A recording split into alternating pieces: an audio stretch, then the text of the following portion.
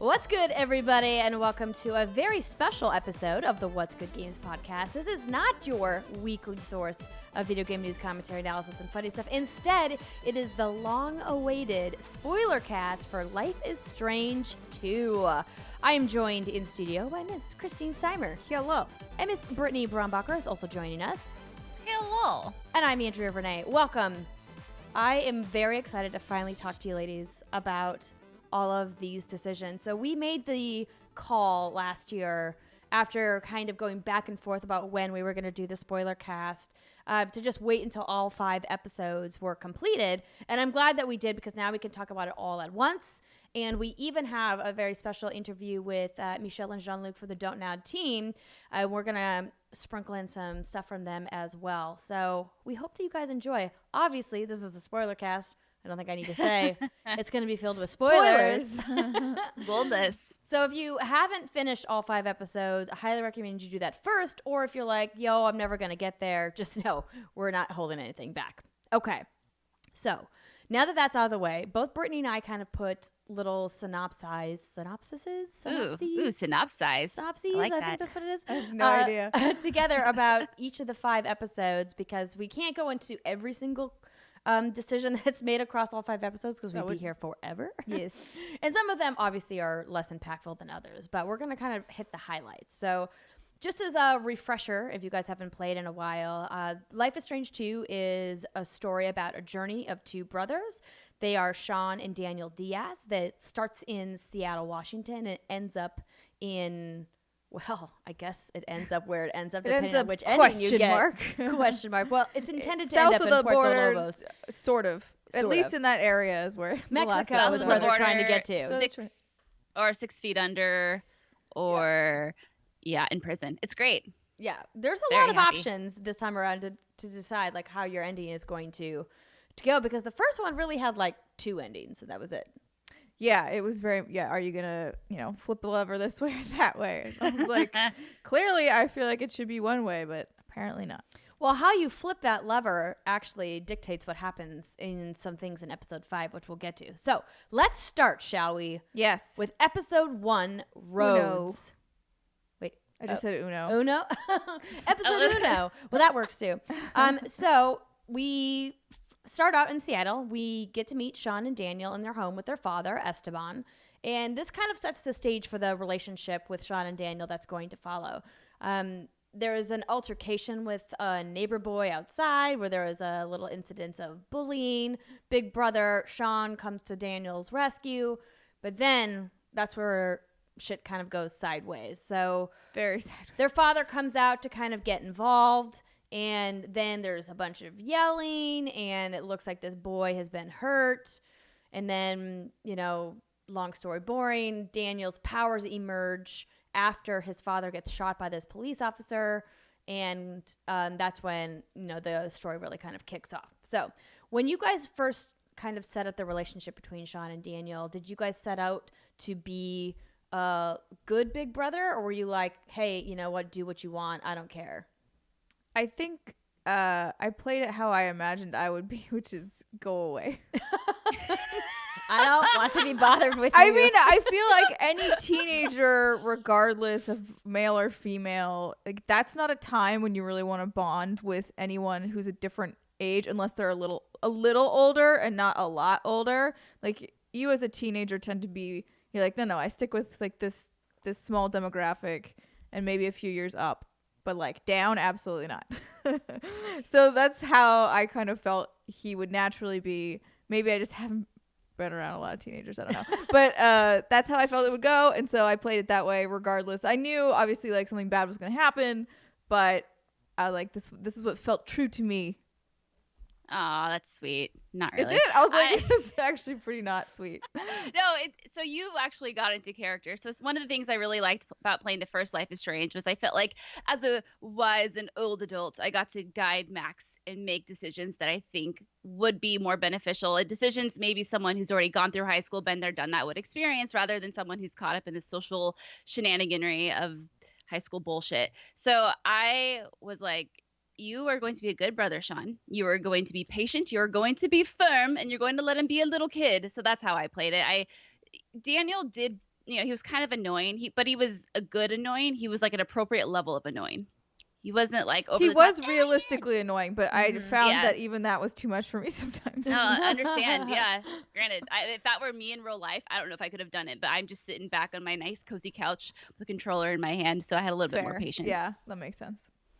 No, I'm with you. I see both sides of it. I see Steimer's angle of being like, I just can't be bothered because it's not my responsibility. But at the same time, it's like, well, what am I gonna do? Let them take my brother away? You know, my mom has abandoned us, and like he's all I have left now. Like dealing with like the shock of like watching your father getting shot and kind of dying in front of you. Oh, I meant before everything, like the little bit before. After, I definitely played him a little bit more fatherly, because I feel like after events that intense, you would naturally have to change your personality. But I think before, when he's trying to just be regular teenage boy, that was when I was like, no, go away, like get out of here. Like, I can't be bothered with you. You are my kid brother. Oh, yeah, well, that makes sense. Yeah. I didn't play him that way the whole. Oh my god, I'm not a monster. Keep telling yourself that. I mean, I am sometimes, but not in this instance. Okay, so let's talk about leaving Seattle. Unless there are specific questions or decisions, Britt, that you think we should go over in Seattle. No, not really. I mean, while it does set the scene and it's very intense, I think it's one of the most uncomfortable opening scenes, one of the most uncomfortable scenes in the entire game, actually, is that opening part. It doesn't really play a huge part, so. I mean, it does in the sense that it moves everything forward without it, but yeah. There's a literary term for that, right? For like a big narrative catalyst arc. Catalyst? I thought there was like a specific literary term. I mean, where's John Drake when you need him? He would know exactly in the what shower. This is. So I did have one regret about the opening. I wish I would have stolen the money out of the jar, and I didn't. And after everything went down, was like, dang it, if I had actually just stolen the money, first off, my dad would never have found out, and then I would have been much better off for the next scene. But I did the right thing and didn't steal the money. You know, that's life. Sometimes you do the right thing and you get hosed for it. Ain't that the truth? What did you ladies think about Lila, Sean's friend? I thought she wanted the D. Oh, totally. Right? Yeah. Yeah. They were about to be friends with benefits before this game. Absolutely. Yeah. I know she was playing matchmaker between him and Jen, but I got this feeling of, no, she wants your nuts, but you're just a dumb young kid and you don't know any better. Yep. That's how I felt too. I didn't get as much of a connection to her. I didn't end up speaking to her or calling her at any point in the series. But there was like a sense of remorse having to like walk away from literally everything and everyone you know, because you have this sense of obligation to protect your family, even though it's not what you want to be doing right now. So after they leave Seattle on the run from the police, they are sleeping out in the wilderness and they come across a gas station. So in this gas station is when they run into Hank and Doris, I believe, who are like a husband and wife team that are running it. And they also run into Brody here as well. So how did you ladies play out your time in the gas station? Did you steal anything? Did you buy anything? Did you get supplies? Did you eat? What happened? I tried to keep him as orderly as possible. So I stole something at the very end of this episode. I think it was this episode. Or maybe it was the second one. I don't remember. The camping gear? The camping gear. I stole camping gear. I do not remember exactly when that happened, but at the end. I'm pretty sure it was at the end when like you already know these are terrible people and like I don't care that I'm stealing this fucking sleeping bag from you. I'm sorry, goodbye. But otherwise, I didn't steal anything before that. I was like, no, I'm gonna keep things to the book because, again, in my mind, logically, I'm like, if I do get caught by someone, like the last thing I need is more marks on my record if only of bad things that I have done. So yeah, camping gear at the very end when I was like, man, fuck it. Yeah, I'm gonna need to sleep outside anyway. I may as well be comfortable. I don't have the money for this. Yeah, I'm just going. Yeah. I also didn't steal anything because in my mind, I'm like, well, if I play this right from the very beginning, like Steimer, maybe, they won't get me for theft. Maybe I won't stick out like a sore thumb. Maybe if I don't steal anything, they won't call the cops and maybe I won't get busted. I don't know. All these things are going through my head. So I played it like Steimer did. But I thought Brody at first was a freaking creep. You know, he's sitting in this little Yes. gas station on this laptop looking at, I don't know, I guess it turned out to be nudist colony stuff. And then little Daniel like shuffles over and he's like, "What are you looking at? Oh, is that dirty stuff?" And I was like, "Oh no, sir." I What was are you doing worried. to I was my like, little is brother? he going to be a pedophile? How dark are we going here? I know, what With are we Life is doing? Strange. Well, I mean, too. after everything that happened in the first Life is Strange, I feel like nothing's too dark because that got really dark. Yeah. Mhm. So I was with you that I had some like flashbacks of, you know, the creepy professor or whatever from the original. But I'm glad that he turned out to be a good guy. But I felt like I never quite believed that he was going to be good. I kept waiting for the other shoe to drop. Same. Because he ultimately helps the boys escape from the gas station, right? So like they run away and then he like gives them a ride and that's where they meet Mushroom, the puppy. And I was so irritated. That was so irritating to me. He's That like, the dog I took the the puppy? dog. And I was like, yeah, because that's what we need. We need another thing, Real. another bit of responsibility right now. Thanks very much. Not only do I have to take care of you, child, now I have to take care of this puppy, which is adorable, sure. But I got enough But- stress happening right now. I don't need a puppy on top of it. How dare you? I hate you. Don't you listen to me? Kids are stupid. And rant. No, it's true. Daniel had the right response in the beginning. He said, or Sean, sorry, he said, "We don't need another dog. We don't need a dog. This is a huge responsibility." Right. Like, yeah, good job. I thought the dog was going to be kind of like a cute little, you know, joke maybe. Like, you think you're getting a dog, but you're not, haha, video games. But oh no. Yeah, oh no, you Little get a kid. dog. Oh, you get a dog. Whether you want the dog or not, you get the dog. And she's very cute. she is. She's sweet. Mushroom is a weird name, but you know, that's okay. I think that something that we didn't talk about in addition to, you know, talking a little bit about Hank and Doris and why they were bad is just how, you know, in your face DONTNOD was with tackling the idea of Mexican-American racism, like right away from this first episode. Obviously, the Diaz family is of Mexican heritage. They made that clear in the very beginning. There's a lot of Spanish language moments that happen in all 5 episodes. And they do touch on that racism, that underlying idea that they don't belong here and they're not here despite the fact that they're American citizens quite a few times over this series. Did you ladies think that it was heavy-handed, or did you think that they handled it with the amount of tact that was necessary?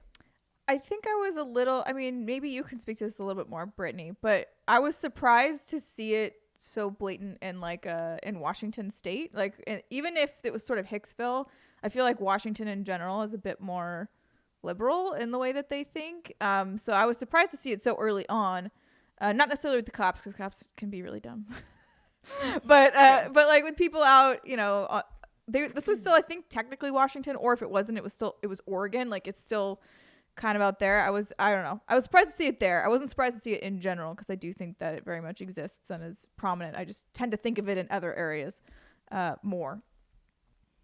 Yeah, I'm with you. I mean, as much as yeah, you're right. Washington is very liberal, but definitely, you know, there are some pockets of. I think that is more Eastern. Sorry if you're from Eastern. No, you're Washington. right. You're right. Mostly more Eastern, but also more like south too of like Seattle, like where the kids may have been. Because I think by that point they've been walking for 2 days or so. So there are some like areas where I'm thinking like, well, maybe we could be here. But I mean, the reality is there's just assholes everywhere, right? That's true. And Hank, at first, you know, I was like, okay, like, you know what these kids are being hunted for. Apparently they killed a police officer, so of course you're gonna lock them up. But then when he was like, well, maybe I should call ICE and see if you're legal or something like that, I was like, sir, Sir, excuse me. Sir. excuse me, you don't need to do that. And as you know, as far as like the tact goes, I guess it's hard for me to speak to that because I mean, I think it's tacky as hell, obviously, but I've never experienced anything like that before in my life. So it was interesting. I think I meant to pull an email. This is my bad for not getting it, from someone who was Mexican American, and they were talking about this, but they sent it like a year ago, right, when this first episode came out. So I think it's buried in my email. So my bad. That's all right. If you can find it by the end of the Spoilercast, great. If you can't, don't sweat it. Okay. So let's kind of get to the end of episode 1 and move on to episode 2. So, and Brittany, in this doc that you pulled with all of these questions and kind of the percentages, I think the one to me that is obviously the stands out as like the biggest difference is Daniel and lies. Yeah. This idea that you promised Daniel you won't lie to him again, or you said you'll try to be honest. Yeah, so you're outside. Sean is outside, and he comes back inside the hotel room. This is after Brody's helped set you up. And Daniel sees on the news their dad dead. You know, it's the news story. And he's like, Dad's dead. And everything's swirling around him. And then they have this emotional moment, and they have a conversation. And Daniel's like, yo, dog, yo, big brother, please don't lie to me again. And then it's that moment. Do you promise not to lie, or do you say you're trying not to lie again? I assume because the breakdown here is 91% that I probably promised him I wouldn't lie again.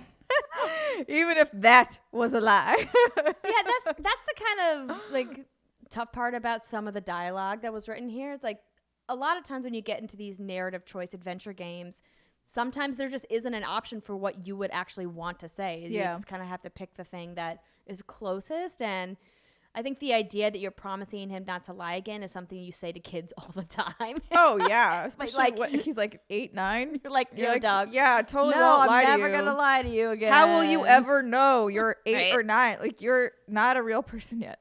Yeah, I mean you are, but but your morality but meter you're not. might not be quite there, which is what you're building throughout this whole game. So You're not fully cooked. yeah, not fully baked yet. Keep it in the oven. Yeah, exactly. So, very impactful first episode, and then we had to wait a little while to get episode 2, Rules. So this is quite a different tone than the first episode because it's a lot more world building and relationship building. There isn't like a giant moment, I think, of action, which I was actually kind of glad for. So the boys are out in the woods.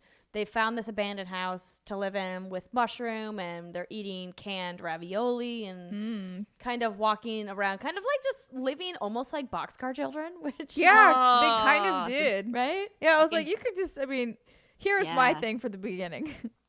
If something like this had gone down, my first instinct would not be, let's run to Mexico, which is really fucking far away. It would be turn around, go north, and go to Canada, because you'd be there in a day and a half. And especially from Seattle, I'm like, I'm sure they would grant you amnesty. It's Canada. They're really nice there. No, I don't probably not. If I was going to think of a country that would protect me if I was a Mexican heritage citizen, It's just more of getting out of the country as soon as possible. True. Is my thing. Of and like, hiding. Yep. and just go hide in Canada for a really long time and hope that eventually you can get a flight from Canada to Mexico. Or a boat, or get a boat. I don't know. But I would just be like, get off American soil immediately. I think Fail-proof we've discovered plan. that we'd be very bad fugitives. Yes, I would. This is why I obey all rules. I don't want to ever have to think about it. Okay, so Brittany, did you kill the cougar or did you not kill the cougar? What happened in your playthrough? Well, let's talk about what happens to Little Mushroom before we go to the cougar. Okay. You wake up, and little Mushroom is scratching the glass because she has to go potty. And so Daniel and Mushroom go out, and you kind of dink around the house a bit as Sean. And you're like, okay, I need to go get those two. You go out, you follow the tracks, you see Mushroom's collar, her little handkerchief just kind of sitting in the snow. Bad omen. I knew at this moment it was not going to be good. So you keep walking, and then you turn the corner, and then you see Mushroom's lifeless, bloody body. And you see a cougar kind of crouching in front of it, behind the body, and then Daniel is facing both of them. And then at that moment, you have the opportunity to encourage Daniel to, I don't know if it's an encouragement, but go ahead and kill the cougar or tell him to not kill the cougar.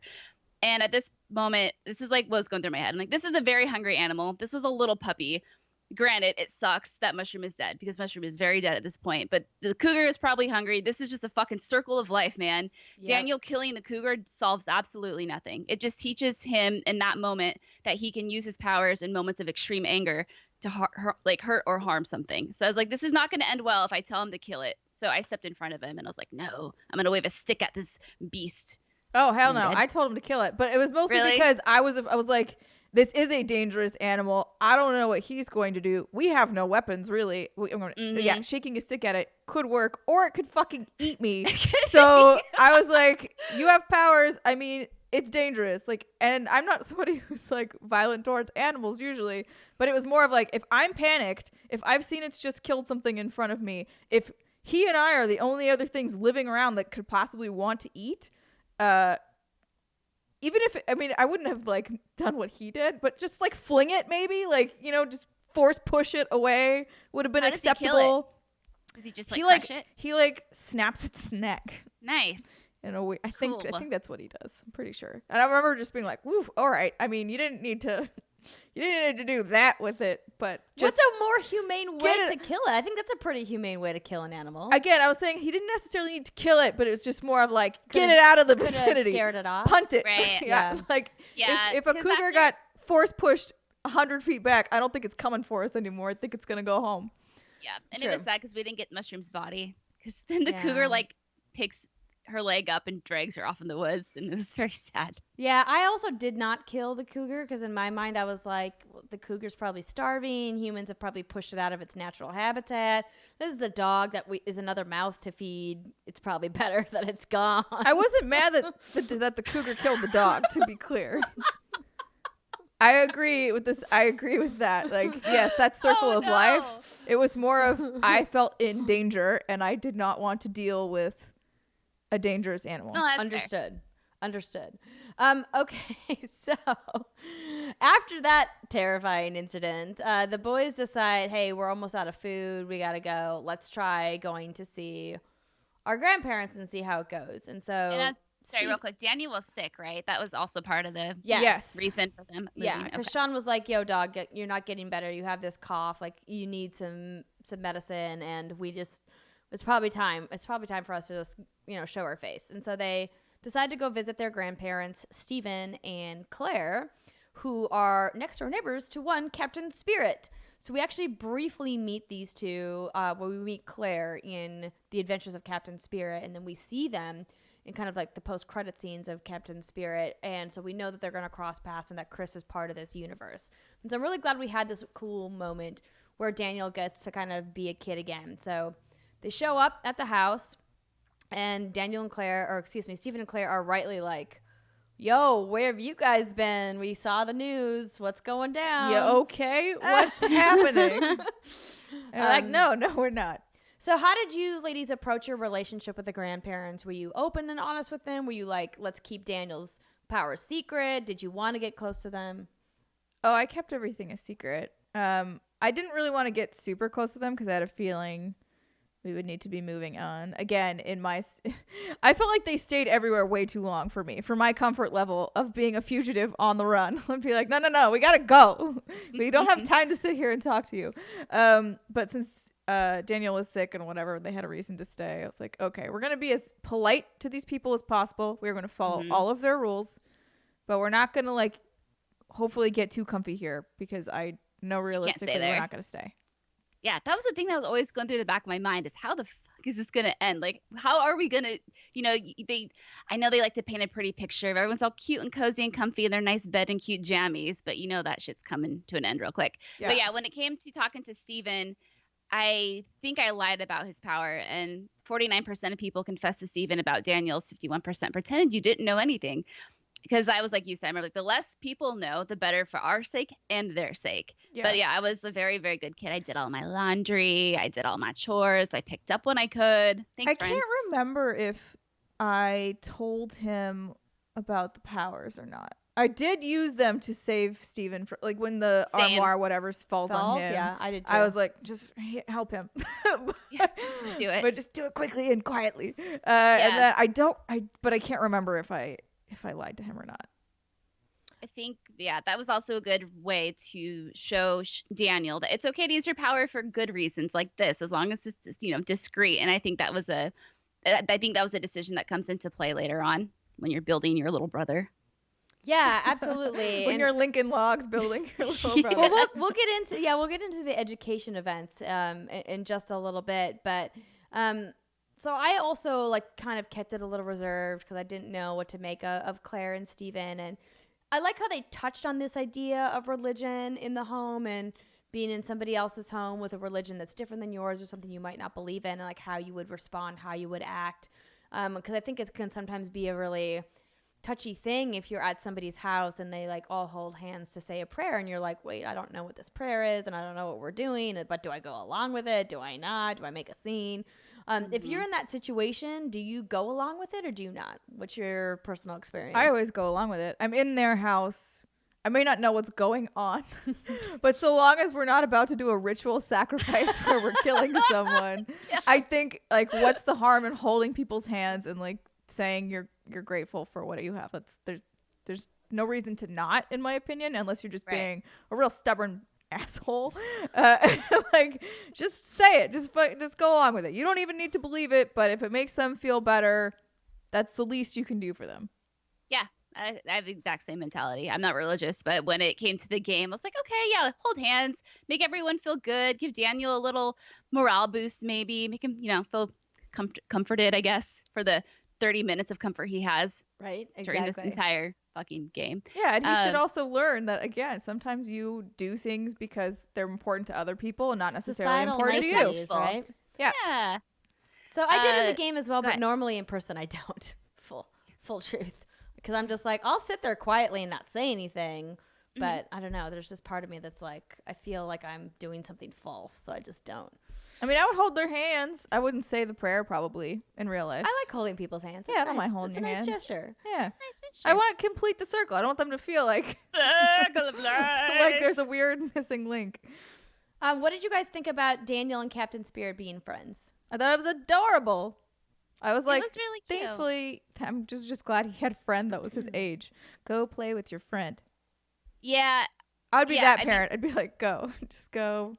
Go play with your toys. Go do this, do that. But this is I kind of have an issue with the beginning of the game where it's like, why would you run? But I get you're a panicked teenager. Maybe, I don't know. But this is the game where I had like the episode where I had the biggest issue with, I think, the game. And that was when, everyone's all buddy. Daniel and Chris are cute. Chris's dad, what's his name? Charles. They're all hanging out and they're like, hey, we're going to go. And maybe we're going to get into this in a second, but we're going to go to a tree farm.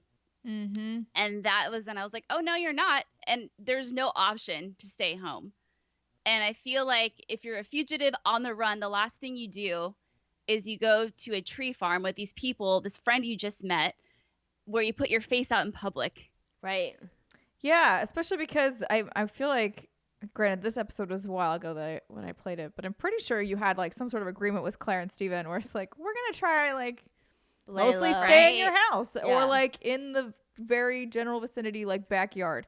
And that's as far as we go. So yeah, for them to just be like, cool, guess we're going to the tree farm. I was like, this is a narrative device because otherwise they would just be, I guess, chilling in their grandparents' home, which also feels false because where else would you look? Of course, people who are related. Like, I feel like they would have been found out eventually.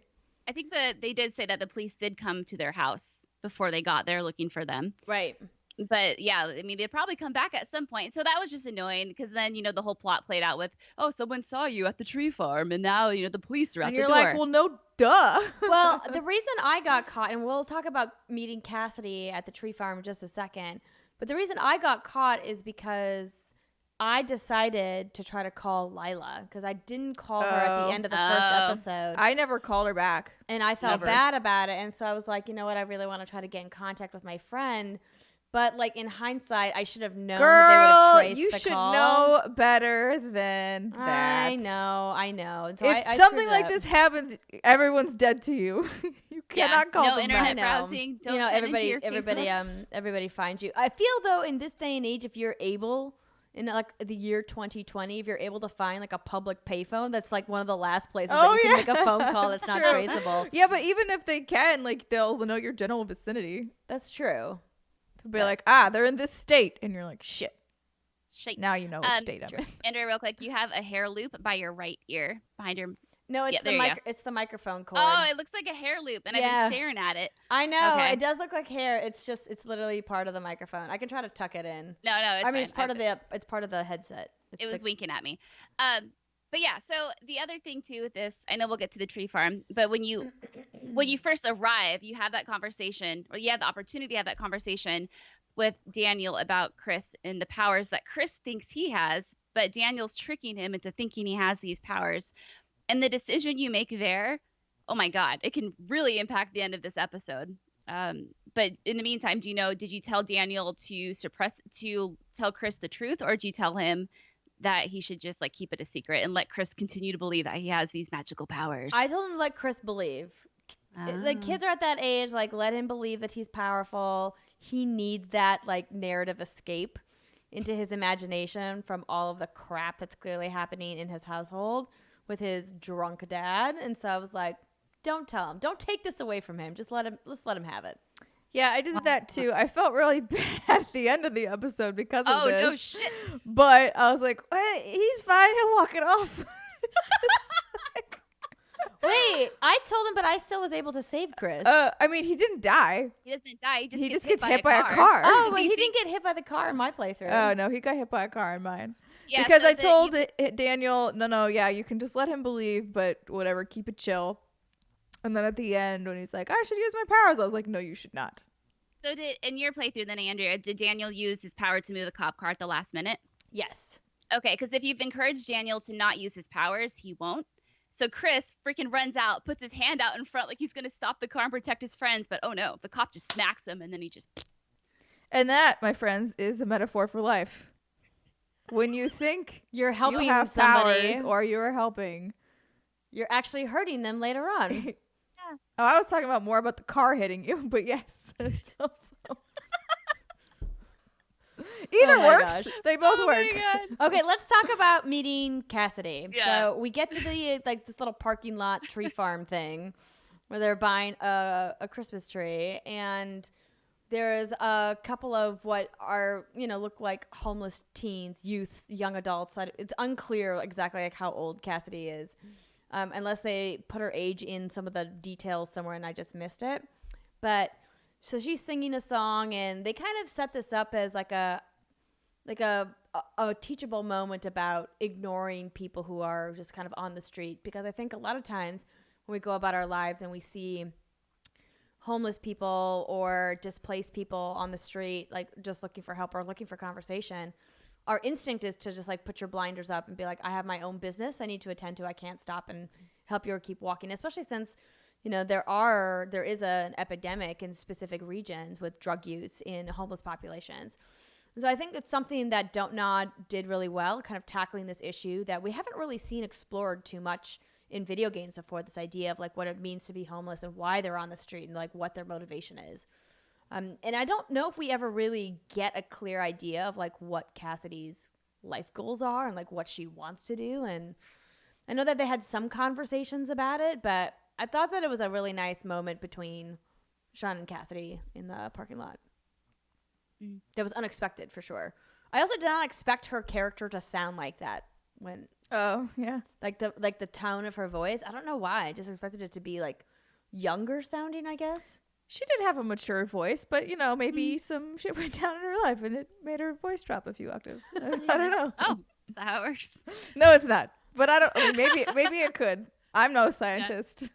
Yeah, so before I played episode 2, I had seen snippets from episodes 3 and 4.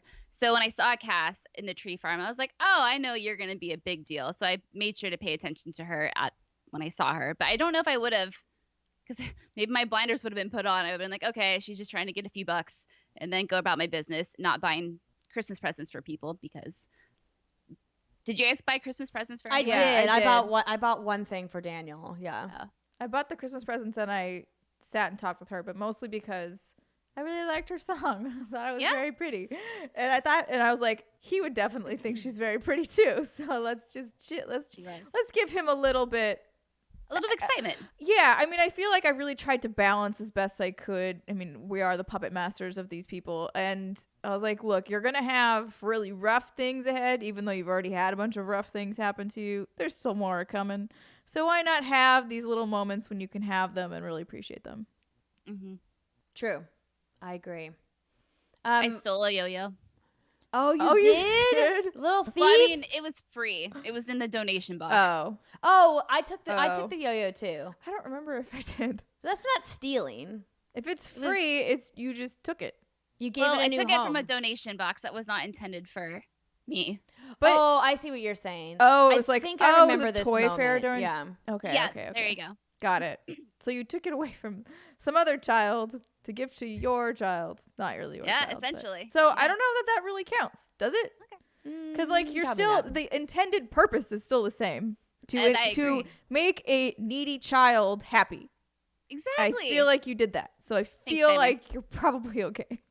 Good. Morality wise, there. There. Good.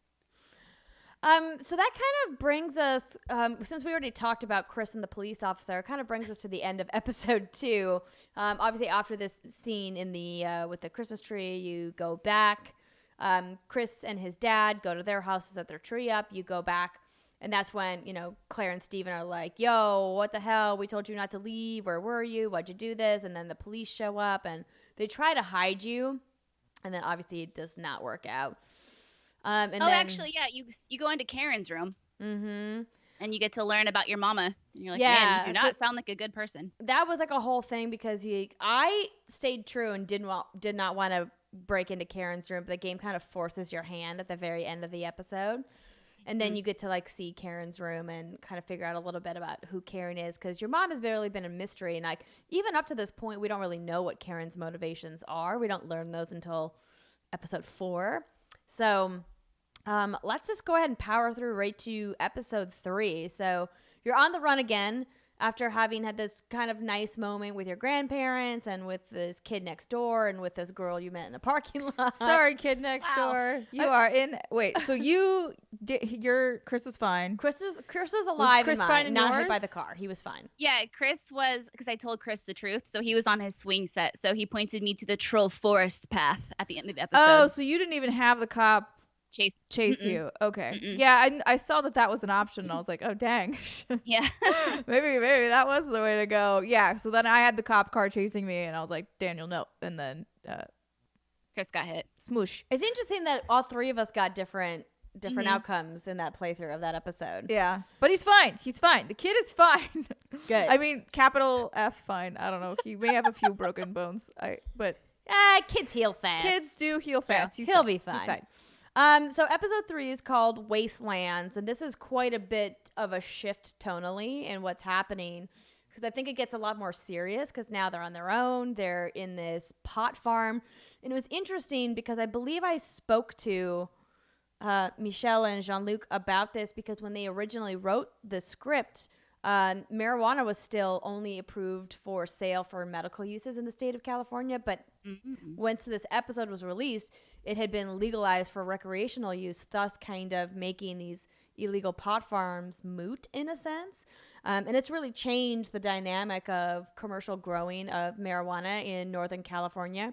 So they don't exactly say this, but it's kind of hinted that it's in what's called the Green Triangle of Humboldt County in Northern California, if you guys are familiar with that. Didn't know that existed. That area, it was really kind of where certain types of medical marijuana strains were pioneered. There is specific sections of the West Coast on the northern side in like the Oregon and Washington areas as well, where there's a lot of growing happening. So I thought it was an interesting choice from DONTNOD to say, hey, we're going to really like target this well-known area in California.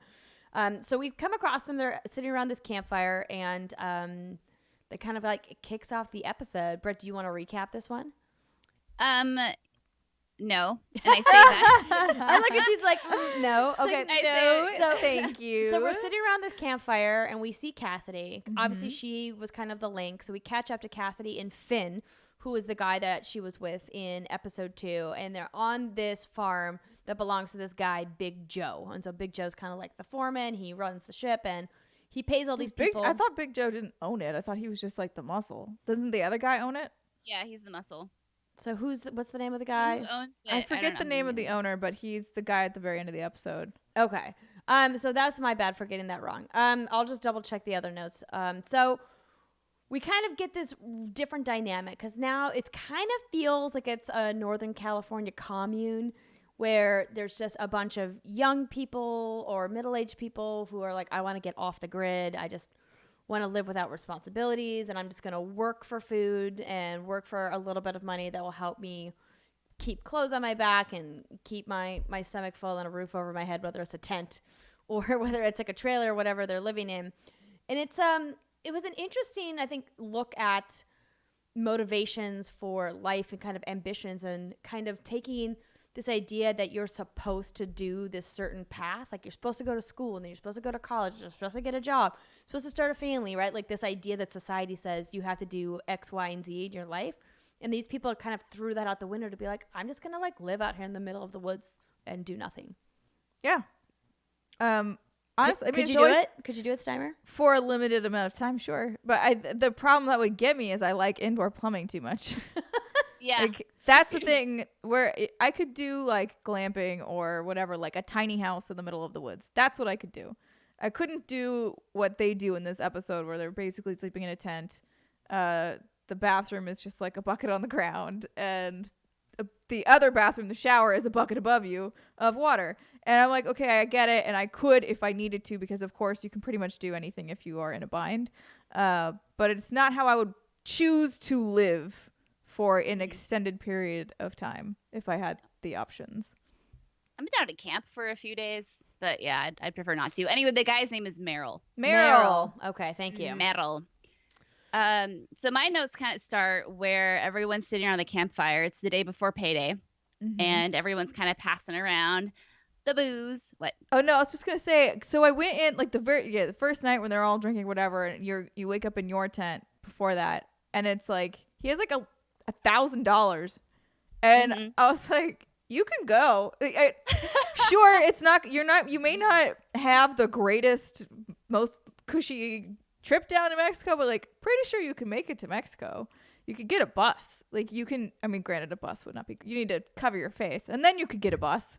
But I'm like, you have the money. I don't know what you're waiting for. Child, go. Payday, baby. I think they just kept, I would imagine it's more of the comfort, getting kind of stuck in a rut in a sense, or not even a rut, but just like a routine. This is a routine, and I know how to do it, and I can just keep saying that we're saving and going to go. But really, I'm writing this out as long as possible because I know what is actually out in real world land, and I prefer to stay over here in the woods in somewhat of a fantasy land. Again, their little comfort, coziness. You know, it all has to come to an end real quick. So anywho, you're all sitting around the campfire, and then they're passing around. I think it's just alcohol. It's just beer, I think. It's just beer. And you have the opportunity to drink it or to pass on it. And then shortly after, to go to sleep with Daniel or to stay up late and let Daniel go get escorted by Finn to his tent. Do you remember what you ladies did? Yes. I was sober. I played Daniel fairly straight edge. Obviously. Because I just felt like if number one, again, I'm a fugitive. Who knows at what point the cops are about to raid this pot farm and would discover me and my brother. I need to be alert at all times. I do not have time for the drunkenness.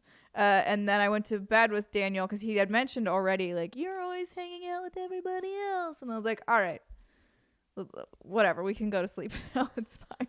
Yeah. No, I did the same thing too. Because then when you go to sleep with Daniel, and I remained sober, which was very hard. He talks about his anger, right? And you get to have kind of that heart-to-heart combo with him. And throughout this episode, you can tell he's really kind of looking up to Finn. Finn is like the cool guy. Yeah. And poor Sean's like, man, I just want some credit. But hey, that's kids for you, right? It really is. Yeah. I think I went to sleep with Daniel because I was just like feeling like the big brother love. But I definitely got drunk around the campfire. But I also didn't want. I knew Daniel would be like, "If you're doing it, then I can do it." And I'd be like, "I don't need a drunk, super powered kid running around. That's like the last thing I need." No, agreed. So that kind of leads us into the kind of the meat and the action of this episode. So for the next day, you have like obviously this altercation with Big Joe. It can go one of both ways, but really we're here for the heist, right? So Finn's got this big idea. Fucking Finn. Also, this is a terrible idea. Daniel, if he would have just done what he was told and not have went inside the house, wouldn't have been an issue. That little punk. Yeah. So there's a lot of things that go sideways. It can play out, I think, very different ways depending on what you do. Yeah. And I before we like kind of like get to like the action of the heist, there's this talk amongst the group kind of ahead of time of like that dictates what happens with the rest of your relationships with the rest of the people, most notably Finn and Cassidy. This idea of like, are you going along with the heist? Do you think it's a good idea? Do you think it's a bad idea? I, from the get-go, and I maintain this with every decision, was like, this is a bad idea. We shouldn't do this. They have lots of guns. What are you even thinking? We shouldn't do this. I don't care if we're going to try to use Daniel's powers. This is bad. No. Yeah, same. Yeah. I think we may be all aligned on this one. We're like, this is a terrible idea. Just to clarify, I was talking about when you're trying to get paid. and you tell Daniel just like stay here, stay put. Oh, and while yes, you're getting paid, yes. Daniel goes in, he snoops around, gets caught. We Right. get fired. That's and so Finn true, uses that's true. that, and he's like, hey, he has a lot of money. You guys could get enough money and be out of here. Right. Going back to like how sometimes in these games you don't get the dialogue quite that you want. I really wish there had been something a little more explicit with Daniel where you and Sean were like, hey, they are like on the last, like we're on our last thread here. They're about to get rid of us. Like you need to stay here because it's important to us to keep this job and blah, blah, blah, blah. But I feel like you're more just like, stay here. Yeah. Bye. And I'm like, I feel like Daniel is smart enough at this point. He's seen enough shit go down that if you explained it to him and we're like, this is why it's important that you stay outside. I understand you may be bored, but your boredom comes second to us being able to survive, right? I feel like he would even get that. Of course, but I think also as humans, we are all guilty of making terrible decisions against our own self-interest. Oh, sure. Because sometimes we don't have the wherewithal to see even one or two decisions down the line of like the domino that's going to happen from what we're about to do. And I think that's obviously the case here. But I did think it was interesting how which way you decided to go with the heist depended whether or not you had this moment with Finn. So when I played episode 3, I thought that this romantic moment with Finn came completely out of nowhere. I was like, at no point was I ever flirting with Finn. Was there any kind of romantic interest? And I thought maybe it's just because I didn't make certain decisions along the way. Did you guys get options that were making you lean towards having any kind of flirtation or feelings for Finn?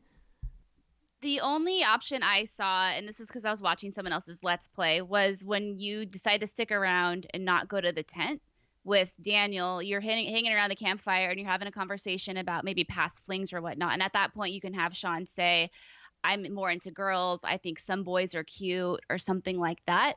But that was the only conversation I saw. Other than that, I was with Cass. But I never saw anything with Finn. Yeah, I didn't even realize there was even an option until I saw at the end of the episode, and it was like, you kissed Finn, you didn't kiss Finn. And I was like, huh? You didn't know that was even an option. Yeah, same. But it's okay though, because I actually really liked the moment that Cassidy and Sean had. So totally, yeah. So did you get a tattoo? Did you pick the tattoo, or did she pick the tattoo?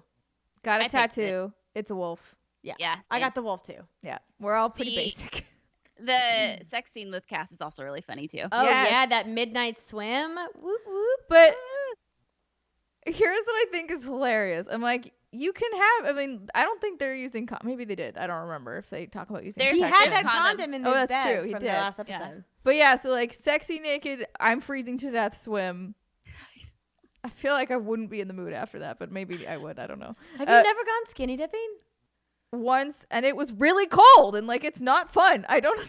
You don't like walk out like it's a hot tub, right? You're not like, oh my god, I feel so loose and warm. Exactly. You're like, I am shaking because I'm so cold. What I a feel great like excuse to get very close to somebody. That person better be fire, like because otherwise it's not gonna work because you're chilled to the bone.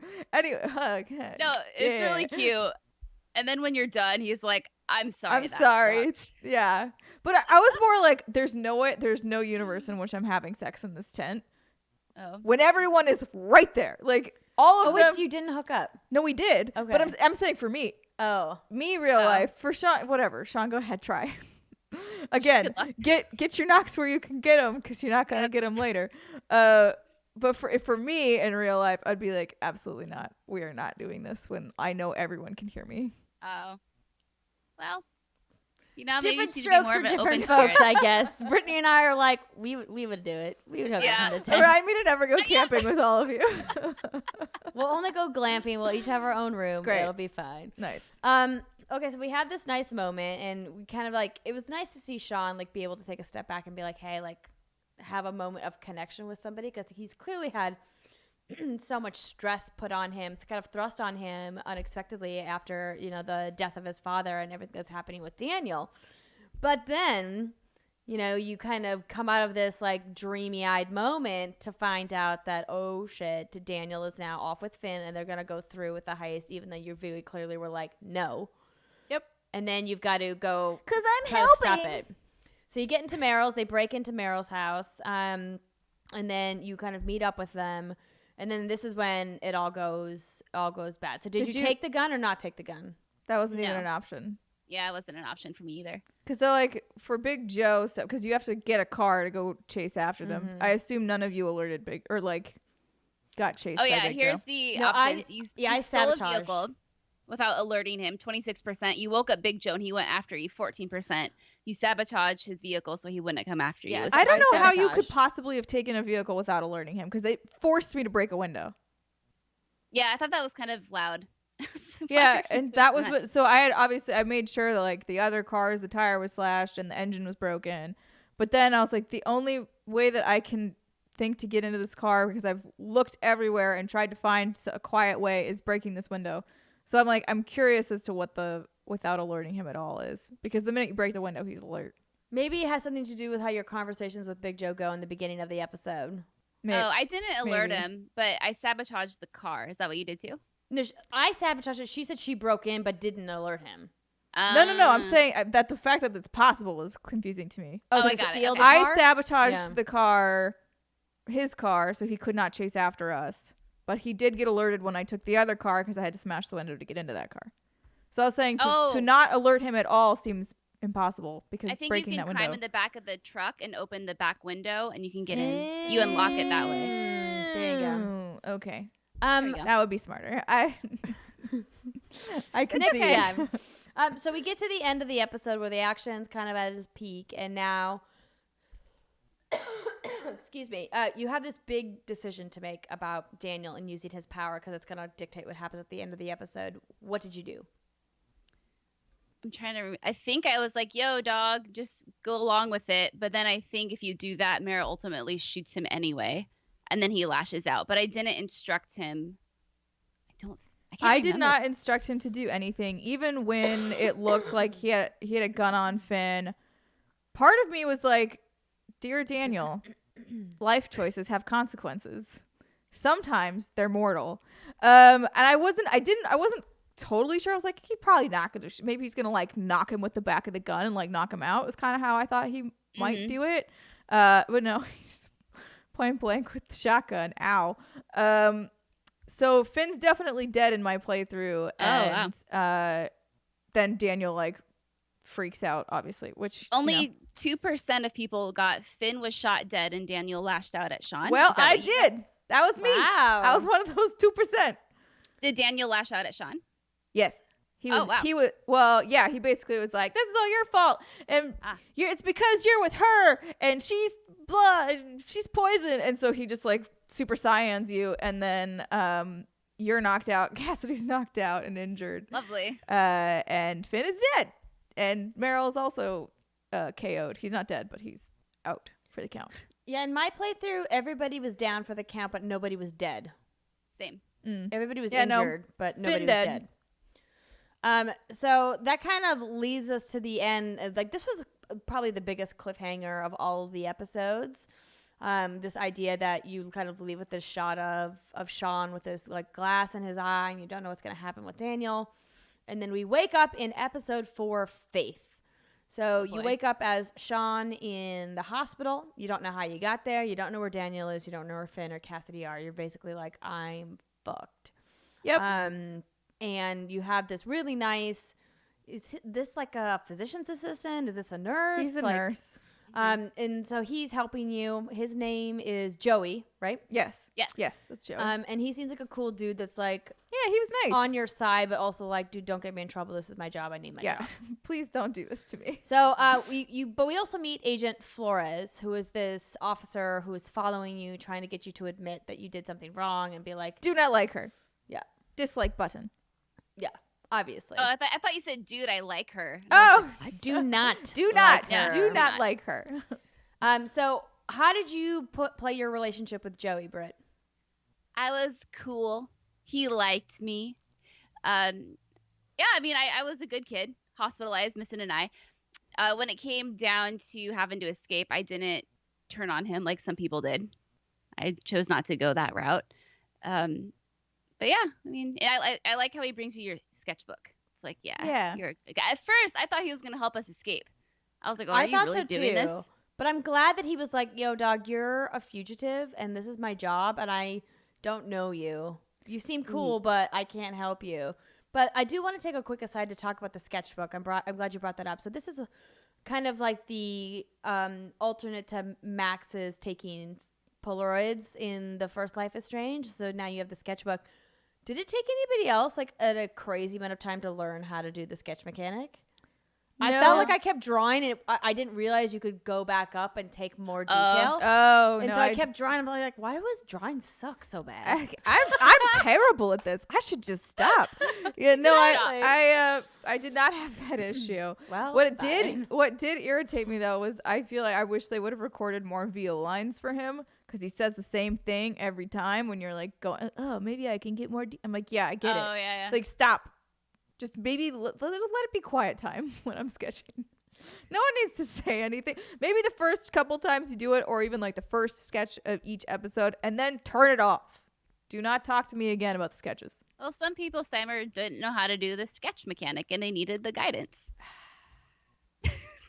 Again, that's why I said you could do it on the first one of every episode, because these episodes were very far apart, so I totally understand forgetting and being like, wait, how do I do this? I also just felt like that sketch mechanic didn't really add that much world building to the overall narrative, and I just kind of found it a waste of time. I thought it was interesting, only because, he's still practicing. It's like his one constant, the thing that he can keep with him as normalcy from his previous life throughout his life on the run, and then after this episode, it's a thing like he has to relearn how to do because his eye is gone, and therefore all of his perspectives are off, and like, will he ever actually be able to draw the same way he was before? And this is yet another thing that's sort of taken away from him, and that's how I felt about it. Yeah. Okay, so I was in the minority. That's fine. So did you tell Agent Flores that the robbery was Finn's idea? Yes, or your because idea? It was. Yes, fuck Finn. Yeah, same. I was like, I very much was angry at Finn. I was like, this is 100% his fault. I didn't felt any allegiance to him whatsoever. No. Yeah, I don't know. Yeah. Okay, so how did you escape the hospital? Did you hurt Did I you hurt hurt Joey? nobody. Did you hurt the guard? Or did you not hurt anybody? I hurt no one. I almost hurt the guard, but then if I would have made one more decision. You did? Yeah, I attacked him. Like, Felt bad. Didn't try to, didn't want to, but then I like screwed up one of the hiding things in the bathroom, and then he caught me, and I was just like, well, hiding. Here we go. No, so it took me a while. I was like, how do I get into the bathroom? I don't know why it took me so long to figure out how to get into the bathroom because it was dark in there, and I got turned around. I'd closed the curtain. I don't know. And then eventually you were lost. I was lost. I was lost in a 10-foot hospital room. Couldn't figure it out. But no, because like you can kind of get the door a little open, but then he's like, I need more force. I'm like, okay, we need force. Let's go get some force. I did try to. I brought Joey in, and he was like, yo, I can't help you, and I was like, fair enough, go about your business. And then when I was able to get the pull bar off, the guard said something. He was like, what are you doing in there? But I just closed the curtain again, and then like that was it. Yeah. Went around. He never came in or said anything. And then I just jimmied the window open, went out along the edge to the scaffolding and walked down. So on the scaffolding is where if Finn had been alive in your playthrough, you would pass another hospital room and see Finn in a bed. Instead, it was Meryl. Oh, you saw Meryl. I saw Interesting. Meryl. So I saw Finn and I was like, fuck that guy. I'm not talking to him. I'm not trying to help him escape. I'm leaving him right where he is and getting the hell out of here. Same. I didn't want him to see me. I didn't want anyone to see me. What if, Flores went and talked to him? He's like, oh, I saw that kid last night. Can't be trusted. Fuck Finn. Exactly. So we get down to the parking lot and you steal a car and then you head out to the desert and then you kind of take a break. You fall asleep and then your car gets surrounded by two very not nice gentlemen who are like, what the heck are you doing out here? I just called them Hicks. I mean, they are Hicks. They are. They're rude. They're not nice. And then they essentially bully Sean out in the middle of nowhere. How did you guys feel about this altercation? I hated it. Very uncomfortable. I hated every minute of it. Yeah. Yeah. And I can't imagine living through something like it, even though I know it happens all the time. Yeah. And this is one of those most uncomfortable moments that I wanted to talk about during our What's Good Game Awards. because it sucked. And as badly as I wanted to fight back and punch and do all that stuff, I just thought, don't get a more of a reaction if you can try to help it, and just sing the damn song and remember what's at stake here. And that's what I did. But it was really hard to do that. I was not asked to sing a song. Mm. But I also very similarly played it very cool, did everything else that they told me to do. I didn't fight for the toy. I was like, these people, I don't know if they have a gun. I don't know if they have called anybody, if there are more people coming. I know nothing. I also know that I have an eye that is very injured. So even if I try to throw a punch here, what good is it going to do me? I probably will miss. And even if I don't miss, I take one out and the other tackles me. So like there's no winning in this situation from, Right. when you're trying to assess all of the possibilities. And so they basically asked me to say several Spanish phrases, and I did. I actually, I translated. It was like really uncomfortable, and it was like, how do you say this isn't my country, and how do you say something else? And like you could say something wrong in Spanish, but I was like, I'm not gonna play with you. Yeah. Right. I'll tell you what you want to hear in the hopes that you let me go. It's essentially like playing dead as an animal, kind of. You're like, all right, I'm here. I got no fight. I got no fight in me. If I have no fight in me, maybe you'll leave me alone. And that's kind of how it worked. So Yeah. I think I had like a minor altercation with them, so I ended up singing the song, but I came out of it with the car and what was okay, the song? kind of like it was like this Spanish song that I am not familiar with. Just Same, full stop. Don't know what the song is. okay, I was curious because I didn't have it. I can play it for you afterwards to see if you recognize it. So now you're kind of like up Schitt's Creek. Your car won't start. You're like, well, I better get Hoof to it. walking. And then you kind of have this moment of, you're like seeing things in the desert. And so you stop to take a little rest underneath the billboard. And then a trucker comes along. Yeah. I couldn't get into that truck fast enough. Same. I was Same. like, I I was don't like- care. I'm getting in. I literally was just like, you know what? This could be a bad idea, but I also will die out here in the desert if I don't get out of it. So we're just going to hope to God this is a nice trucker man and not a creepy trucker man. And they gave you a sandwich. And he was a nice trucker man. I'm glad. I do like that they sort of turn stereotypes on their heads like that. Because usually it's like trucker, danger, danger, Will Robinson. And instead it was like, no, I'm going to give you a sandwich and some water and you can take a nap while I drive you to where you need to go. And I was like, Perfect. fantastic. There was a split second of me though where I was like, I should just walk. Because I know. I was scared more of just having anybody having seen me. But then that's also why I was like, I would not walk this close to the road. I would be walking further into the desert. Just because you don't want people like, who's this kid hitchhiking? Oh, he's missing an eye. Oh, wait, I think I remember a report about, because now you are so identifiable. Yeah. Identifiable. Get it. Oh. Good job, That Andrea. I just felt like you would need to stay so much further away from other human beings as possible. That's true. That's a good point. I was just thinking about, like you, I was just thinking about survival. So we get from our trucker ride or from your walk into the town of Haven Point, right? And so this is where we decide. What? No, is that wrong? Oh, no, I'm just shaking my. I hate that. Your place. head at Oh. what happens at Haven Point. Yeah. So we get to this town, and this is kind of where you get to reconcile with Karen, where you get to meet her. And I can't remember exactly like how they meet. So go Jacob. ahead. Oh, okay. In your sketchbook, Jacob writes in there, Daniel is here because it's Jacob's old cult family thing. Oh, yes. So Jacob, of So course, you're- as a reminder, is one of the guys that was at the tree farm. Right. So you get inside. At first, they welcome you with open arms, of course. Pot And they're farm. using Daniel Pot farm, as their yes. little miracle worker, right? And you are like, Daniel, yo, it's me. Like, let's get the hell out of here. But Lisbeth has obviously manipulated the shit out of this kid. And Daniel's like, nah, this is my family now. And then Sean gets thrown out of the church. And he's like trying to fight back. Karen's like, nah, come with me. We'll work this out. And then he's like, whoa, Mom. And then that's it. Just like that. Yeah. Yes. Because, she's a surprise entrance after getting kicked out because they were like, oh, crap. The brother came back. What do you guys think about Karen when you meet her? I mean, I was unsure of her, but at the same Yeah. time, at this point, you kind of can't turn away help. Exactly. Yeah, still pissed, still like, because you don't know anything about her, right? Except for what what Sean has narrated. But I was like, yeah, you're an adult. You probably have money of some amount. Maybe you can help.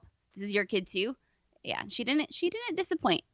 It's interesting seeing the dynamic between Sean and Karen because he was old enough to remember life with her and to remember like what it was like to have both parents in the house and to remember her leaving and really not getting any answers as to like why she left. And he's an adult now almost. And so he's very much like, I'm mad at you. You just completely ran away from your responsibilities and from us and from taking care of us. And so it was hard for me to pick that I wanted to open up to Karen during those conversations. But the way that I kind of looked at it was, you don't know if you're ever going to see your mom again after this. You don't know what's going to happen with your brother.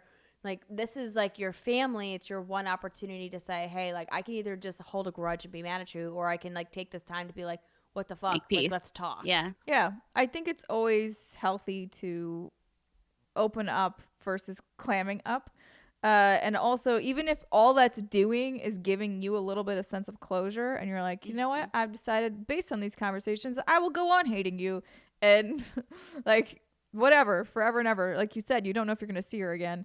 So, I mean, if this happened in real life, I do think, yes, talk to the person that you are estranged with, because then you can at least make a more informed decision moving forward. Right. You won't have the what ifs. What I appreciated about her too is she was very open and honest. You can tell she wasn't trying to sugarcoat anything. She was like, I loved you guys, but I needed my sense of freedom. And while that's bullshit, you know, if you have 2 children and you just like, I'm going to peace out one day and leave all of you in the dust, fucked up. But at least, you know, she's not trying to make it up. She's just telling him this is what it was. True. Which gives Sean the ability to just accept it and, like you said, make peace or continue to hold that grudge. And she was a fascinating character.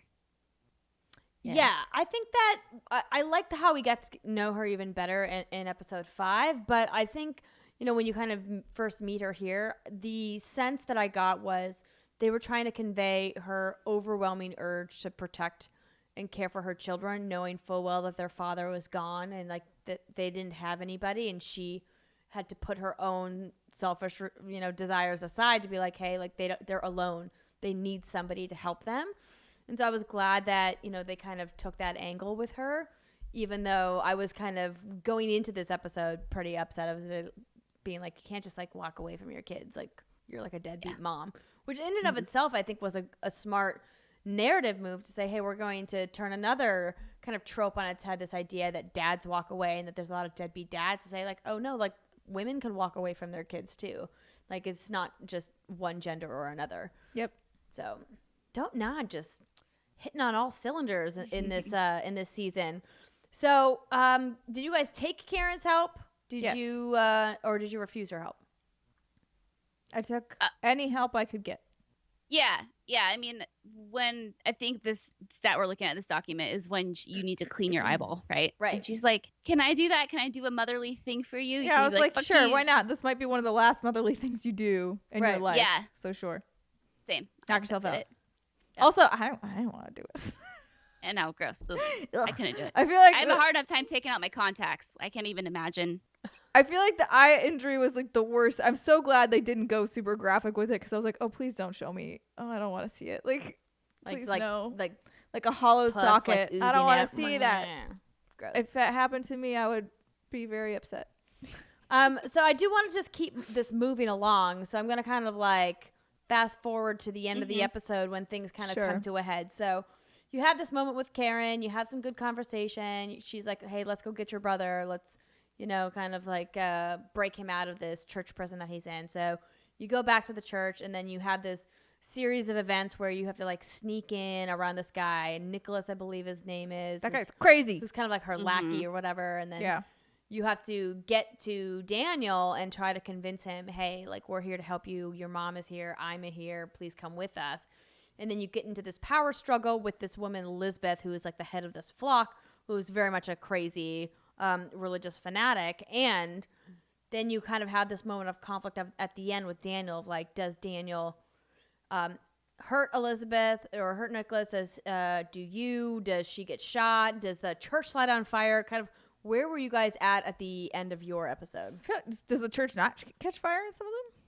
I think it always catches fire. I think it always catches fire because Okay. it's the initial when you're in there and Daniel's like, "You're a blur," and then he does a little poof, and then like the candles fall over, and then she tries to blame it on you, which is bullshit. Elizabeth is like, "This is your fault." I'm like, it's because you didn't train Daniel well enough, and he oopsied and knocked the candles over.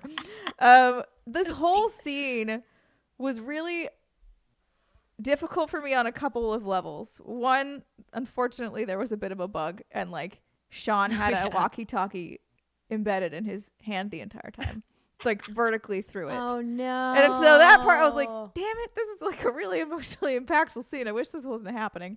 But that aside, so basically, you kind of keep getting knocked down and you keep getting up, and your mom is sort of there encouraging you, but in a way I'm like, you're just watching your kid get the shit beat out of him, and that feels a little bit weird to me. It feels like she should have taken a punch maybe at some point or helped him more Rocky Balboa. So I don't know, like clean the eye. I think the whole act was symbolic maybe. I think maybe that's why. I mean, I agree with you. It's like you want to step in, but I think if she were getting punched, would Daniel care? You know, I don't know, but at least he would see that, like, hey, this family is sticking together, and she took a punch for Sean instead, and like Daniel's still over there with these two people who are physically hurting his actual family, and he's not doing anything about it. Right. I don't know. I think it would have worked. Is all I'm saying. Well, maybe. She didn't need to take all the punches. I'm just saying, take one. Karen means nothing at this point. She's just some blonde lady, right? Yeah, right. That's not. Yeah. But I even think Daniel at that point would, even if she was nobody, doesn't like seeing people get hurt in general. So watching someone like the fact that these people who are supposedly nice and kind are doing these things to hurt other people, especially people as far as Daniel knows are completely innocent and have done nothing. Yeah. Are just bystanders. I think that would have been even more powerful personally. Yeah, I came out of the episode with everybody, you know, not hurt. I convinced Daniel to not hurt her and to like walk away, and you know, we all kind of made a great escape. We all walked away out of mine I too. did give the money to Jacob to help his sister, because I was like, there's this opportunity to reconnect with him because you meet his sister, Sarah Lee, I think it is. Yeah. And you've discovered that she's really sick because these religious fanatics don't believe in medicine, and so they're like, oh, we'll pray for her to get better, and they're like, no, dog, she's got pneumonia. Like, she's literally gonna die of something that's very curable in somebody her age if we can just get her antibiotics. Yeah. I think Lisbeth was taking medication for one of her ailments. It was just like, bitch. Yeah. You could discover that if you poke around her house when you sneak in there. You'll discover that there's a lot of hypocrisy there.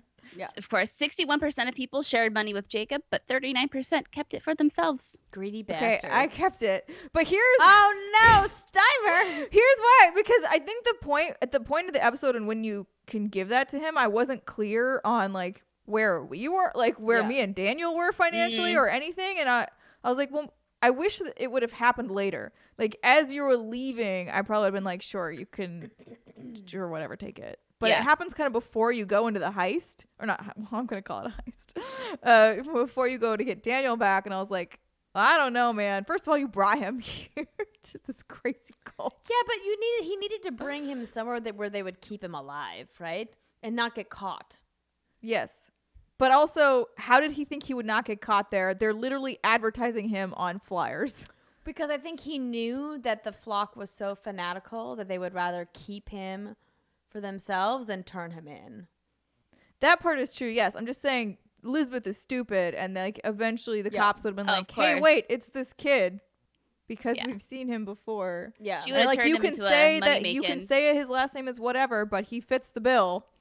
And he came from nowhere, and you don't seem to actually have had any children, so I think there are no hospital records of this or adoption papers. Something's a little fishy. Yeah. Okay, that's fair. I do want to kind of go into the final episode. So at the end of this, we walk away. We've got Sean and Daniel back together. They are reunited with Karen, and we see them excuse me, like the post-credit scene, kind of going to New Mexico with Karen to kind of like have a beat with her before moving on to the wall. Yeah, you get to see how she lives or has been living this entire time, which is very interesting. Mm-hmm. Exactly. So begins episode 5, the final episode called Wolves. And we open up with the guys having a little sleepover in the canyon. I was so confused. Were either of you confused when it opens that way? Because I was like, "Where's Karen? Yeah, Did she drop us off?" I was like, "Did Karen abandon us again immediately?" I know. And are we just sleeping outside with like no? What is happening? And also, I was like, it'd be cold. It's cold in the desert at night. But luckily, you quickly discover that you are just outside the camp, and then you get to have this moment where you kind of walk around and you meet these people. You get to meet Arthur and Stanley. You get to meet Joan. Also, is it Joanne or is it Joan? I feel like Daniel calls her Joanne. I feel like they said Joanne, but they spelled it Joan. Yeah, same. Pardon me for coughing. How dare you? How dare I? Okay, so that's neither here nor there. I thought at this point, quite honestly, I thought a lot of these characters were throwaway characters. I was like, I don't really care to know Arthur and Stanley. We're on our way. I'm like, cool, we're gonna have a nice moment with Joanne or Joan, whatever her name is. But the humdinger of the episode, Brittany's talking point says it all. Can I tell you how stupid I am first? Yes. So when said character shows up, it took me, I was literally, here was my first thought. Wow, they should get some new character models because it feels like they reused this one and I'm not into it. Really? That's hilarious. That's what I thought at first. Hysterical. That was my first thought. And then I realized it is in fact, Brittany, you want to take it away? Oh, David. So Karen comes back with groceries with this character named David, who you've only kind of heard hints about if you talk to certain characters and whatnot or snoop around houses. And they're pulling everything out, and you go and you chat with David. And then he's talking about, he's praising you. And I don't know if he does this if Daniel's a little shit. But he's praising you for doing a good job at raising the kid, and you did so good. Trust me, parenting's tougher than combat. And he's talking. I'm like, okay, yeah, blah, blah, blah. And then he mentioned something about being called a step douche. And then as soon as he said that, I literally, like, Jason was next to me. I go, what? Oh, my God. And then I saw it, and I looked at his face. I was like, holy shit, that's like David. And I did not see that coming at all. Yeah, I thought, I was like, they just made a character that looked exactly like the stepdad. That's so funny, and I just thought it was supposed to be a different person. And then once I had that conversation, I was like, oh, it is him. This makes much more sense. So if you haven't followed, of course, David is the new husband of Joyce, Chloe's mother in Life is Strange and Life is Strange Before the Storm. And he is the only character from the original Life is Strange that we get to see here in Life is Strange 2. But it's a really nice callback, and depending on which ending you picked at the end of Life is Strange will really dictate how you interact and kind of the Easter eggs that you're going to find. So my playthrough was that I sacrificed Chloe to save Arcadia Bay because I was like, listen, not all of these people should die for one person, like greater good. I was like, bye, Chloe. It's been real. Deuces. Britt, what did you pick? Same. Yeah. Same. So we all picked the same ending. But in the game, I don't remember if I didn't select anything or if I failed an import or whatever, because the game acted as though I had saved Chloe. So if you did not save Chloe, if you were like the three of us and you told her to, kind of kick rocks into heaven, kick rocks into heaven. That sounds like the name of a band. You have moments with David where you get to go into his trailer and kind of look at his belongings, and they will be very different. You'll see a photo of David, Joyce, and Chloe on the fridge. You'll see some other things, some other knickknacks of his. He'll talk about how hard it was and why he got divorced because Joyce and him just couldn't deal with the death of her daughter, and it was really hard. And you get to overhear a phone conversation of him talking to Joyce and kind of, having this kind of somber moment. But if you did save Chloe, or if you were like Steimer and didn't make a choice, the game auto chose for you, there's way more Easter eggs about Chloe and Max, and you get to see photos of Chloe and Max, and there are hints that Chloe and Max are actually living together in New York, and you get it's not him. He says it on the phone. If you listen to this phone conversation that David has, he's like, I told you New York was crazy. And it was a really nice moment. I watched both. The one I played through, she was dead, so I watched the full scene online. And I thought it was a really nice moment. And I actually asked in the interview we're going to play right after this, I asked, Jean-Luc and Michel, I was like, so do you guys have a canon ending? And they said, no, there is no canon ending for any of the Life is Strange episodes. And I was like, okay, well, that's good to know. Yeah. It was really sad because in my playthrough, I also told Chloe to kick rocks into heaven. When you get that postcard, when you see that letter or is it I think it's a postcard actually, that he's trying to write to Joyce, and you can see what he's scratched out. Yeah. And oh my So God. sad. He's like, love David or from David, or he's like, it's just, oh my God. It was just really sad. So what did you ladies think about him making an appearance at all? Do you think it was like cool? Do you think it kind of seemed like a cheap way to redeem the character? Because I know like he wasn't very liked in Life is Strange. I don't know right? that he was redeemed necessarily here. No. But I was pleasantly surprised to see that they brought somebody back, because again, for a minute I was just confused. But once I got over that, I was like, oh no, they're just like kind of tying these two stories together. I thought it was nice to one, again, reiterate that this is the same universe, and everything crazy that happened in Arcadia Bay happened. And then two, again, like, I don't think he was super redeemable, because he basically tells you to turn yourself in. And I was like, that seems like a bad idea. Yeah, he was always like a staunch supporter of the rules, which, I appreciate. I'm a serial rule follower myself. But I think the idea it got confusing for me, because I was like, so wait, how did David get out of Arcadia Bay? I thought the storm took over Arcadia Bay. And then if you listen to how Chloe is killed, he says that she was murdered by some rich kid at school, which happens in episode 2, I believe, of the original Life is Strange. But then, of course, because of Max's rewind ability, you can rewind and then you get through that moment where Chloe is shot in the bathroom or whatever. And so I was like, it was interesting that they decided to go with that. I always thought that was what was happening. So I always thought, like, storm is due to you messing with time and space. And then once you decide, oh, actually, no, I need to let Chloe go, it's actually that very first decision you ever use it and or make it. And that's where the timeline is restored. Oh, I guess I never and she thought about that dies way. when she's supposed to die, as opposed to you manipulating. So that makes sense to me. It makes sense. And you see Nathan Prescott's photo in his trailer too. He kept it. Oh, that's creepy. Yeah. And because Sean doesn't know anything about it, obviously. He's like, why does he have this photo in here? This is creepy. And during his phone call with Joyce, he's saying that something about lawyers, and he haven't heard any news. And then he's about to get out of prison is what he's saying. Like, oh, that little shit's about to get out of prison. Keeping an eye on it, as he would. I do like that they kept him fairly, true to his character. Regardless of which way it goes. Yeah, he does have contact with Chloe and Max if they are alive and together. But it is kind of awkward still.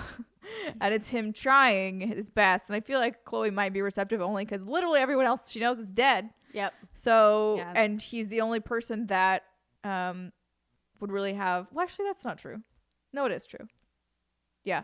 Sorry, my brain got confused again with the timelines. No, it gets really confusing. Yeah. I'm glad they did it, Britt. Yeah. So, to answer your question, I think it's a really nice callback to...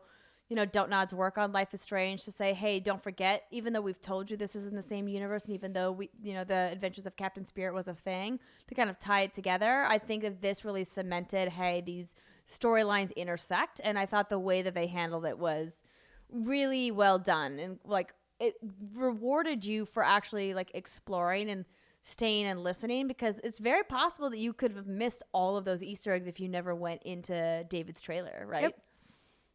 Yeah. It was cool how he, was so strict, but he's like, here's a police scanner, and I'm going to tell you how to illegally cross the border. And I know, Steimer, you said that he encourages you to turn yourself in. I kind of got the impression that he's like, you have a few options. This is like what I'm going to suggest, but you don't have to do this. But either way, I was like, okay, you're breaking the rules, Mr. David, sir. Yeah, he did break them a little bit for you, which was nice. But yeah. To me, it felt like he was kind of like, well, you can't run forever, so what are you going to do? You may as well just do something now or do it in 10 years kind of thing. Yeah.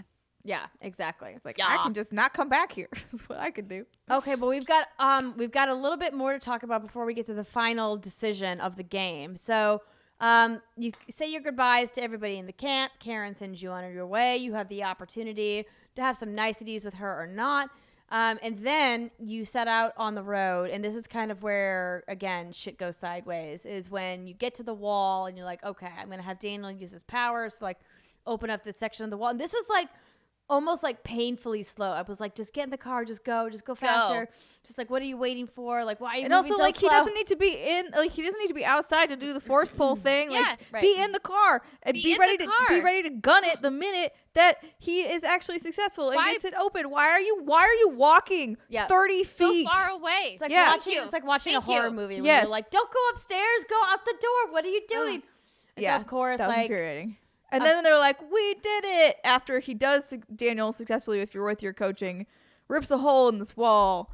They have a fucking victory moment. And I was like, no, you haven't made it. No. You need to cross the border. Standing at this edge of the border does you no good. Get your ass over the line. I thought I was getting a happy ending. I thought that was going to be it because I thought I had done all of the right things. Oh, I knew there was no way that it was. And then as they're walking away, I was like 60-40. I'm getting a good ending. And then you hear the bullet. And then that's it. Yeah. So that was pretty traumatic watching Daniel get shot. This idea also that these vigilantes, these kind of militia that are, I mean, what's the word I'm looking for here? They are kind of self-proclaimed the border police when in reality they have absolutely no government backing. They are just private citizens whatsoever. Like this idea that these vigilantes can just shoot a child it was wild to America. Me that they made this call, and even more wild that the actual border patrol that shows up isn't immediately like, you shot a child, like you're going to jail. So like they have this altercation. He ends up locking them up anyway. Everybody's locked up. Daniel is shot. You don't know where he is, and then Sean has this moment where he meets this couple who got caught border crossing as well in prison. This is another really bold moment, I thought, where DONTNOD said, hey, we're just going to go at this head on and make you be uncomfortable with some of the dialogue and with some of the choices that are going to happen with this couple. So you meet them. Their names are... I think Diego and... Yeah, I don't remember. I didn't write down both of their names. But essentially, they were very nice. You have to figure out, why they got caught, and you had this nice conversation with them about Diego and Carla. Yeah. So did you guys? Was there any doubt in your mind about what you were going to do with the vigilantes and what you were going to do with the couple? My thought was initially, I do nothing with either of you. Just leave them where they are. Well, so you are being interrogated by the police or the border patrol. And then you start to hear, you get it's the T-Rex trembles that are coming. Yeah, and you're the like, lights flicker. The lights are flickering. Things. And you're like, uh-oh, shit's going down. Daniel's awake. And so you kind of have that moment. And then I actually didn't even know you could do any of this because I was so focused on just getting the hell out of Dodge that I didn't stop to take revenge on vigilantes or let these people out of jail. I actually think I looked quickly to see if I could let them out of jail, and I couldn't find them, and I was just confused, and I just wanted to get out, so I just left. Just left everybody. I was like, goodbye. I think you have to let the conversation, I think, between Sean and Daniel occur first, where Daniel's like, hey, who are these people? And then you get the option. Oh, yeah, I didn't have that. Yeah. I was like, we go. They are going to come after us very swiftly and very aggressively.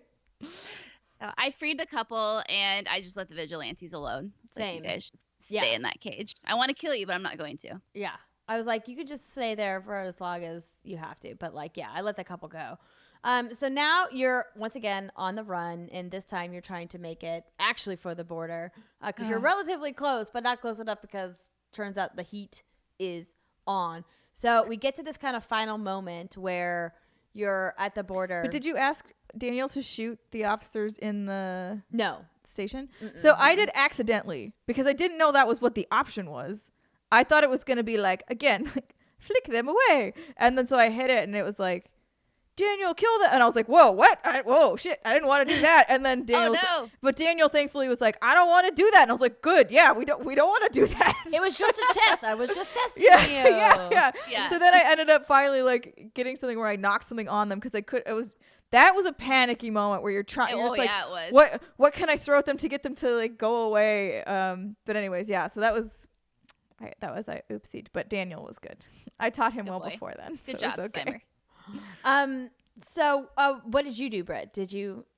I saw the prompt above them and it was like kill, and I was like, oh no, we're not doing that. So I also just flung stuff at them, and then as they got closer, I had the opportunity to throw them in a room and then put a locker in front of it, so they were just confined in there. Yeah. Okay, so I want to now go to the final. Yes, the final showdown. The final showdown. So like you're in the car, you're with Daniel. There's officers all around. I love how stupid they are. They're like, we made it. We're gonna make it. I was like, in what universe? Yeah. Are they not guarding the open border? Right. Either drive back to the hole you blew in the wall and hope that they didn't put anybody there, or you're going to have to make a new hole in the wall. Mm-hmm. But those are your only two options. You're going for the actual border. I don't know what you're thinking. Yeah. I agree. I thought that I think they clearly were just like YOLO. Full on panicking, right? And so they get there and like there's just so many officers. I'm like, I don't know how this is going to end well. So at that point, though, I was like, you know what? We just got to go for it. We've made it this far. We're not surrendering now. And so I pressured Daniel to just like, we're going. We're doing it. Hoping that he would just, again, fling them aside and not actually like go Terminator on them. Yeah. So what happened? So in my playthrough, Daniel was reluctant, but did kind of go after a couple of officers. And we gunned it for the border, and at the very last minute he opens the doors and like tucks and rolls out of the car as I'm driving across the border, and I'm like, no. Yeah, that's pretty much exactly what happened in mine too. And it was, I don't remember where in the prior episode. It was the conversation with David, I think, where he says, hey, nothing's going to happen to Daniel because he's a kid. They're never going to send him to jail. Yeah. And that's when I was like, okay, so I'm the only one getting hosed here. Right. Daniel's going to be fine regardless of how this goes down. If I'm surrendering, I'm just spending most of my life in jail. That doesn't seem like a great option. It's not. So spoilers. that's why I was like, we're going to Bonnie and Clyde this. We're just going to go for it. Or wait, it's Thelma and Louise. This is the cliff. But like, we're just gunning it. We're going to see what happens. And he was also reluctant in mine. But I was like, they're shooting at us. Maybe do something. He was like, okay. And then he hopped out too. But which to me, after like kind of seeing some of the other options that can happen, I feel is the best one. Yeah. So that's the parting ways ending. And I did the redemption ending. So this is when Daniel's asking Sean, how does the story end? And then Sean responds and says, I think it ends here. He surrenders. He gets out of the car and he gives him this big old long speech. I don't know if he does that also in the other endings about, don't forget you're a Diaz, how much I love you. I'm so proud of you. Don't forget who you are. Blah, There's blah, no blah. time for a speech. No speech. Yeah, you get a speech. And he stands out. They arrest him. They like share one long look as he's going away in the police car. And then that's when it ends. And then, you get the same sort of montage of Daniel growing up. He gets a job at a barista. He's all graduating high school. He gets a car. He moves out on his own. And then 15 years pass. And because Sean gets convicted for 15 years. Which is actually kind of low considering everything that they've racked up over the it's just 5 like episodes. I have issues with this too, but we can talk about it in a bit.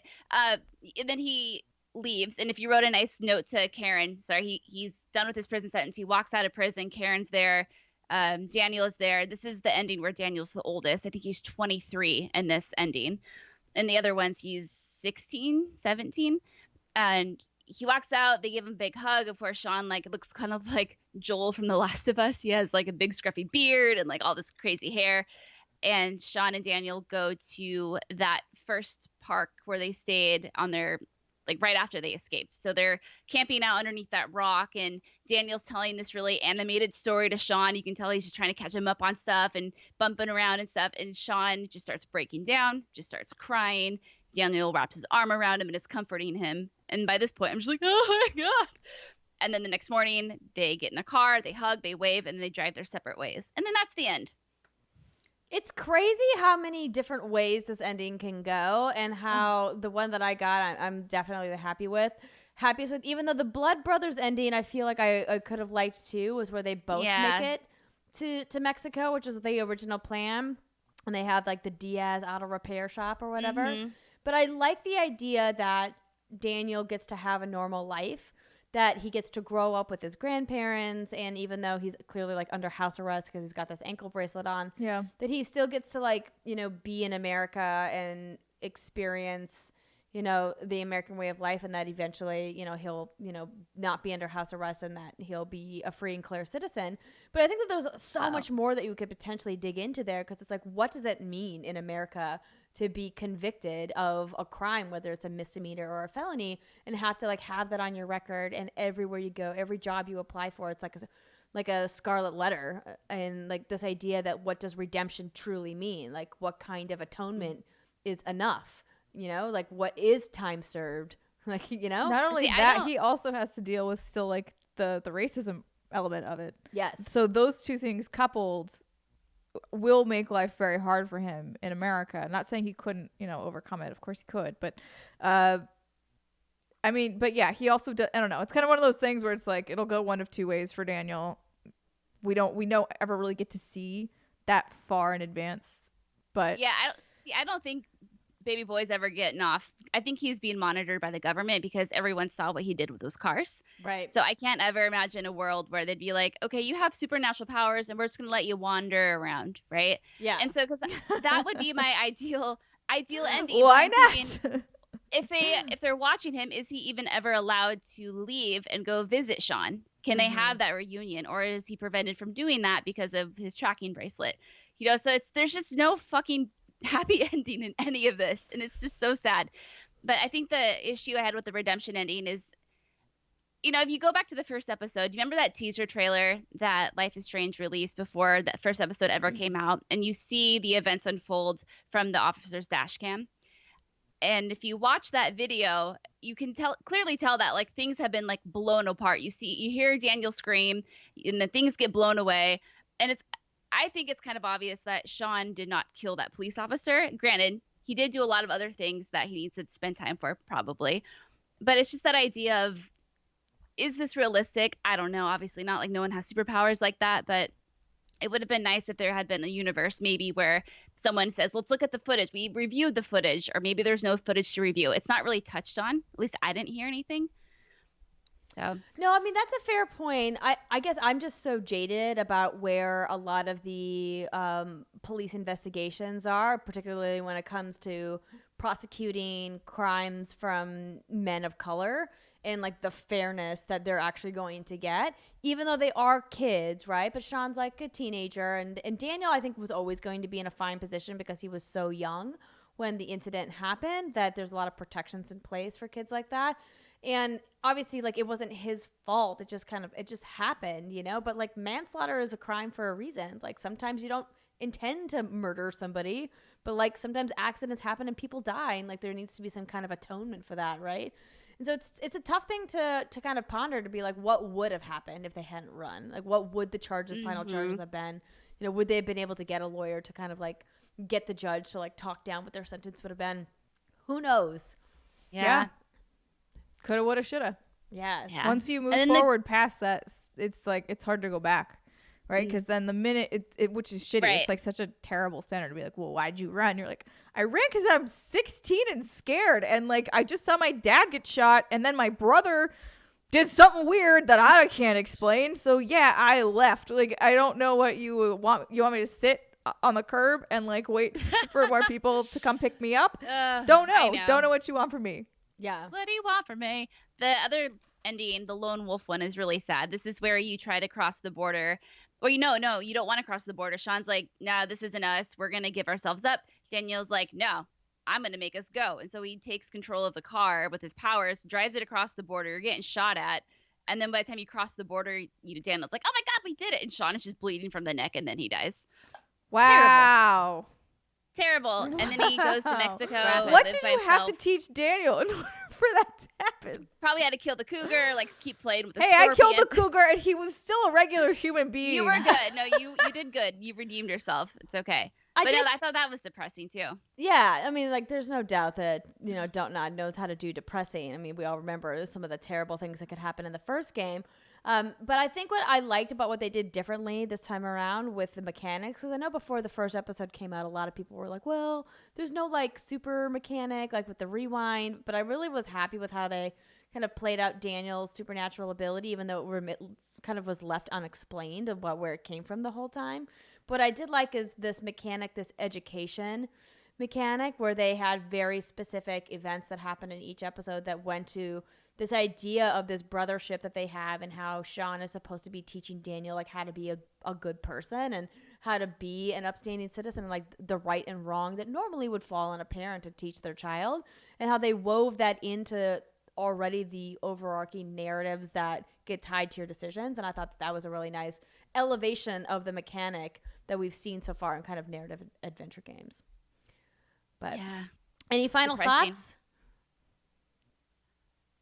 I'm still thinking about it Oh, after I finished yeah. I it. know, right? So much to unpack. I was just happy with my ending because you get to see Sean is with Cassidy and like they're just hanging out in Mexico. I don't know what they're doing, but he's alive and free.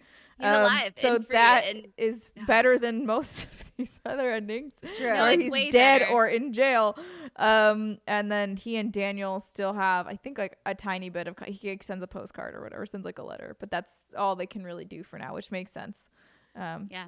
It was really Yeah. interesting getting to talk to DONTNOD about this episode and about the season, about like where it's going, because obviously I think Life is Strange is a really important franchise, and I think what they've done with it is fantastic, and we've done a lot of work with them here at What's Good Games and hope to continue working with them.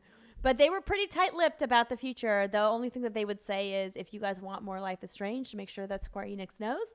So if you guys are listening to this being like, gosh dang, I need more, tweet to Square Enix, send them a message on Facebook. I don't know, write them an email if that's possible. Write them a very nice letter like you can write your mom. Exactly. But we do have a fantastic interview following this Spoilercast immediately, so we hope you guys stay around and check that out. I had the opportunity to sit down with the co-creative director, Michel Koch, and the lead writer, Jean-Luc Cano of DONTNOD when they were in town for the Game Awards. And it was really nice to chat with him. And they have some interesting tidbits that you maybe didn't see coming. So let's go ahead and toss to that interview right now. Enjoy. What's good, everybody? Andrea Renee here with a very special interview. I am with some of the team from DONTNOD talking about Life is Strange 2. Please welcome Michel Koch and Jean-Luc. Oh no, I'm going to get it wrong, Jean-Luc. No, it's perfect. Jean-Luc Cano. Cano. Jean-Luc Cano. Yes. Oh, those French names. They always trip me up. Guys, thanks so much for taking the time to chat with me today. Thank you. It's really cool to be here. Heading into episode 5, what were some of the things that you guys were really looking forward to seeing fan reactions of? The final episode of a big journey like this is always the culmination, I think, of everything we try to tell in the story. So you're right. You said that they could stay in a way with Karen, and they actually did. I think during the time between episode 4 and 5, they stayed like around 2 months with her, and you still have this time in the beginning of the episode when you can enjoy the last calm before the storm or something like that. But yes, unfortunately, they have to still run away because the police is back after them. I think that for us, this last episode should be where the players see that everything he did over the course of the first 4 episodes, everything he said around Daniel, everything he tried to teach to Daniel will be used and will come back at him, or will shape Daniel on how he is at the end of this journey. So it's a big spoiler that during this episode, Daniel will get more and more independent and choose by himself based on everything you said and you taught to him before. So that was our biggest will, I think, for this episode, is just that the players are get this idea and discover a version of Daniel that has been shaped by their decision before in the game. I'm glad you brought that up because the morality system that you guys wrote into the game was a bit of a departure from what we've seen previously in Life is Strange. Obviously, you had to make decisions in every of the episodes of Life is Strange previously, but this time for number 2, it was really like woven into the gameplay. So Jean-Luc, can you tell me a little bit about why it was so important to you guys from a narrative perspective to really emphasize those morality choices and how they impact Daniel and Sean's relationship? I think because that the main themes of Life is Strange 2 is education. In the first season of Life is Strange, the main theme was the coming of age, becoming an adult, assuming its decision. So that's why the last choice of the first Life is Strange was a choice that resume what all the things you have done before.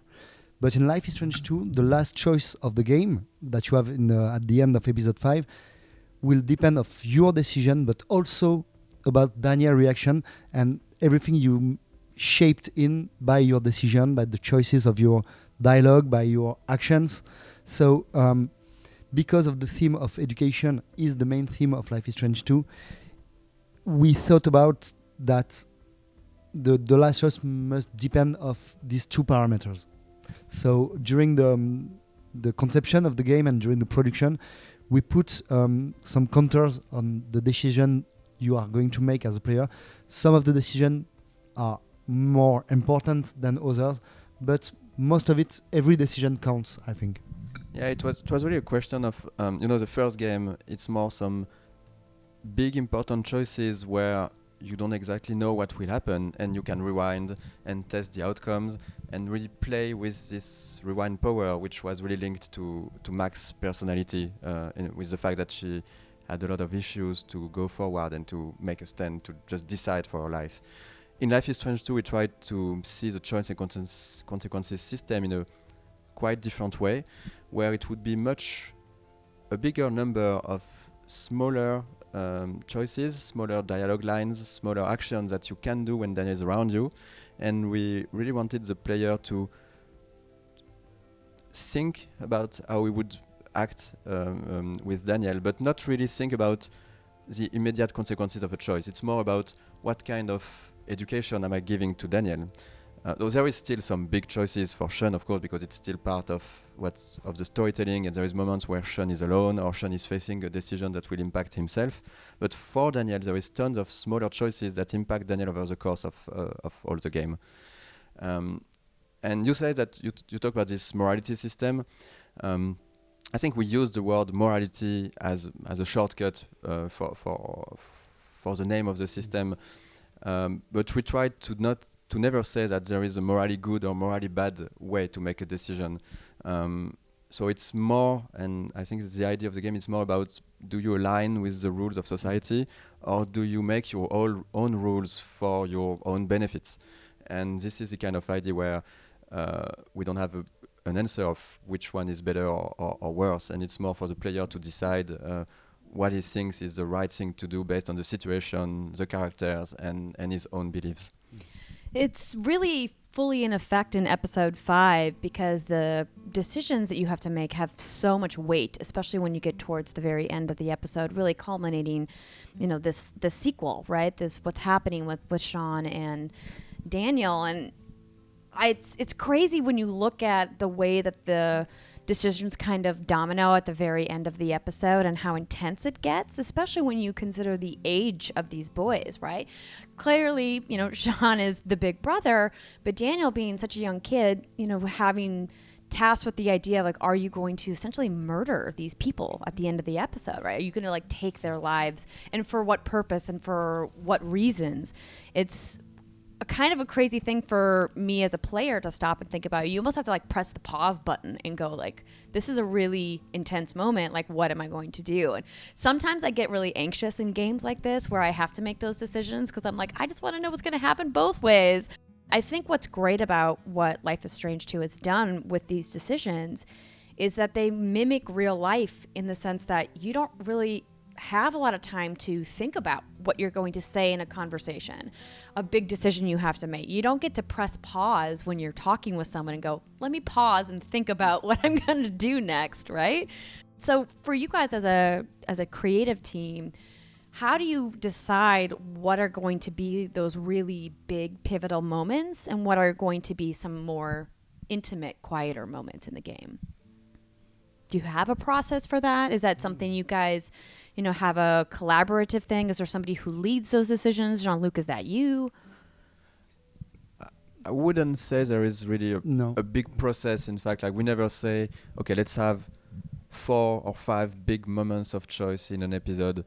I think it's a bit more organic, looking at what's really the story, the main themes, the story beats and the character arcs, and finding the good moments to put the player into a really complicated choice, in face of a complicated choice, and also the more just subtle moments where you have smaller choices everywhere in the game. Yeah, I think it's we begin to work on Life is Strange 2 in December 2015, and with a long time ago, 4 years. 4 years. That's Come crazy. on. Yeah. And in the very beginning, we imagined the story with Michel and Raoul, the co-game director. And after that, I'm writing the first big draft of the script. We talk a lot about it. And after that, we begin the production of the episodes. And when we are diving into the episode, we sometimes, and a lot of time, added all the decision we have already in mind because we thought about it, and they are written big step into this episode, but we added a lot of small decision inside the scenes.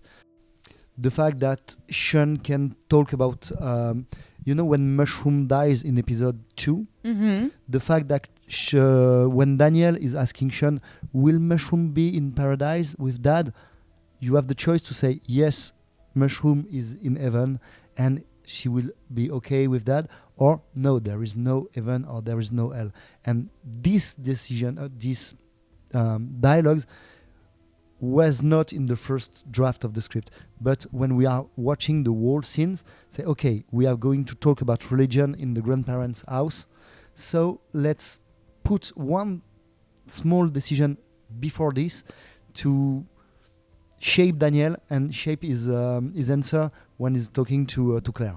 Yeah, and it's even, there is a lot of example like that, right? And even sometimes just for Sean, and I think it's more for the player. We know that we have a scene that we know the big how a scene will work, and sometimes when we just start to tinker and write in deeper detail the scene, we really think of what also the players would want to answer. I mean, when you create a narrative dialogue, it's more like really we don't want to frustrate the player by never giving them the options they would like to give. We still have Sean as a character, he has his own personality, but we try to somehow open his dialogue options to the more logical choice that the player would answer.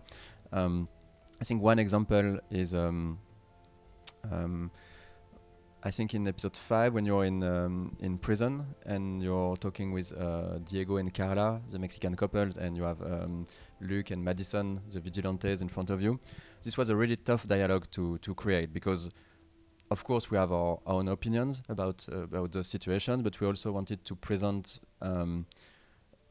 what's happening to immigrants trying to cross the border, and those vigilantes who are real, who are just also sometimes are citizens who want to help the police in a way by forbidding immigrants to cross the border. And having this dialogue, we worked a lot on it, a lot of back and forth on this dialogue to try to find the good possible different answers from the player, and we also added answers where the player could somehow confront the immigrants also, to not have only answers that would be, okay, the vigilantes are bad, the Mexican couple are good people, because it's always a question of not trying to push our own opinion and be always black and white, but also find a way for the player to have some variation, some possibilities to answer in a way that would reflect also his own beliefs.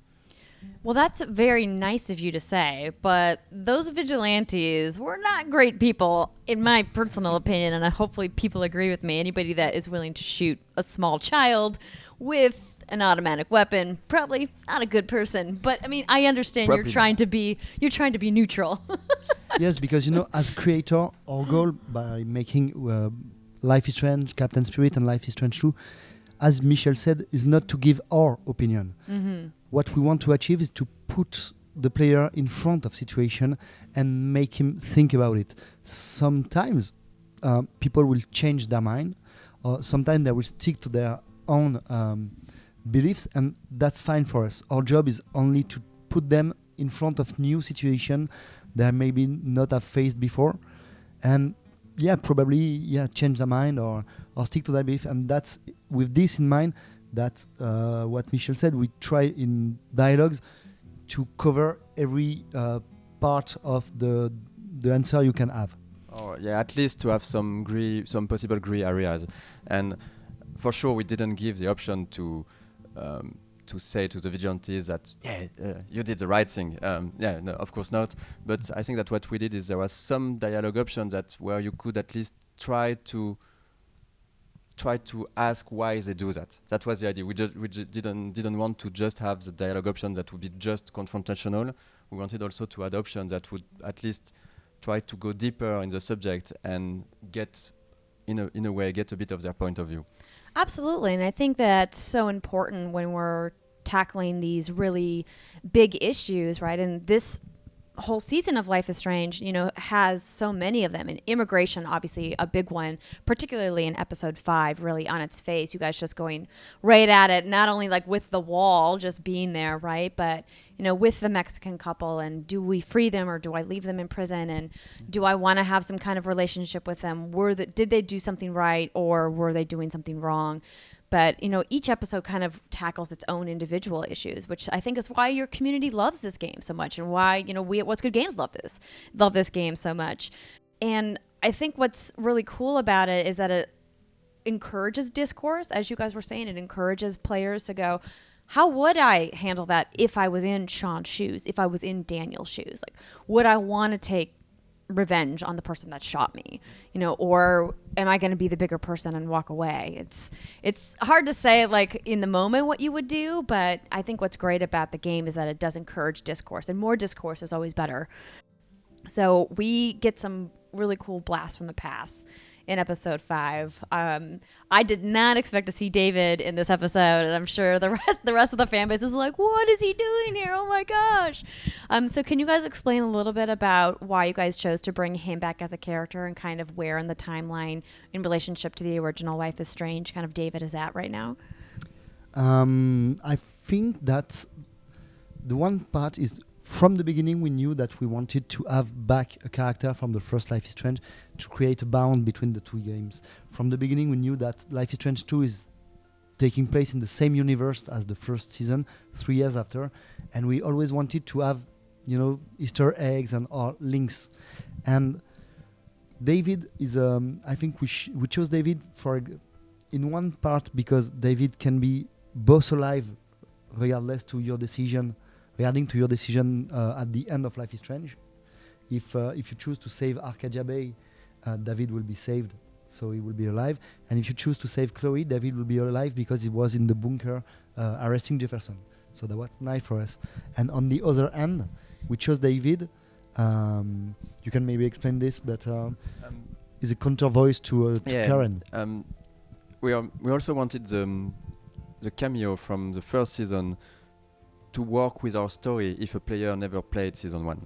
So in a way, David worked really well thematically with the story at this moment. You have Karen who explained to Sean that Sean needs to think by himself, to go with his own rules, to go up to the end and to live the life he wants to live, which means maybe crossing the border and forcing the border if he needs to. And on the opposite, David is more of the voice where he said that maybe that's not your best option. Maybe you have to turn yourself to the police. Maybe you will do time, but maybe at least you will be free later. This is those were the two, basically. They were Karen and David were explaining somehow what would happen after your final choice. So it was really interesting for us that even if you don't care about David, you don't know about Max and Chloe or Arcadia Bay, this character still has its own place in the story. Yeah. It was really nice exploring his trailer and finding all the little Easter eggs, the photos of Max and Chloe, and the family photo of Chloe with her mom and David together was really nice. And then the phone call. The phone call was the best part. So I need to know: is this now the canon that Max and Chloe are in New York? Is that the thing? Definitively. So, to answer this, there is no canon ending. No canon ending. Okay. In Life is Strange 1. The boss endings are canon, and it's the same for Life is Strange 2. There is no canon ending in Life is Strange 2. But when you start playing Life is Strange 2, we had this question in the beginning: what was your choice at the end of the first Life is Strange? And if you haven't played Life is Strange, there will be a random choice. So if you choose to save Chloe at the end of the first Life is Strange, you will have a phone call from Chloe. But if you choose to save Arcadia Bay, you will have another phone call, which is canon too, because the two endings. Oh, now I have to look up what this other phone call was, because I'm going to be honest, I did save Arcadia Bay in my playthrough. I was like, they're really cute, but there's so many people in Arcadia Bay. Like, I'm sorry, Chloe, you got to go. But that's not the choice I got, because I left it blank at the beginning of this one. So it was random. Okay. So yeah, you I have didn't the random choice if Chloe is alive. Okay. But yeah, I guess that for the players who saved Chloe, definitely we can say that at this moment, having Max and Chloe in New York during this phone call is canon. We just don't explain much more about what they're doing there, but it's canon in this ending. Canon in this ending. Yeah, of course. Hopefully people listening, or if you missed it because you just walked on by, go look it up and listen to it. It's a really nice nod to the original Life is Strange. But I do also want to kind of talk about like what's going to happen now, post Life is Strange 2. So we get to the end of the episode. We knew there had to be some kind of resolution to this police chase that's been happening since episode 1. And there's 7 different total endings to the game, right? Yes. I haven't watched them all, but I've watched a couple of them. The whole time, the kind of theme of the brothers has been trying to stick together and support and encourage each other, and then they ultimately end up apart. And that's like both beautiful and heartbreaking at the same time. It's like this idea of like Sean making the ultimate sacrifice for Daniel, when really at first you think that Daniel's making the sacrifice for Sean, and then at the end of it, it's like, well, actually, they almost are meant to be apart. And I'm just so conflicted. I don't know how to feel. How am I supposed to feel? No.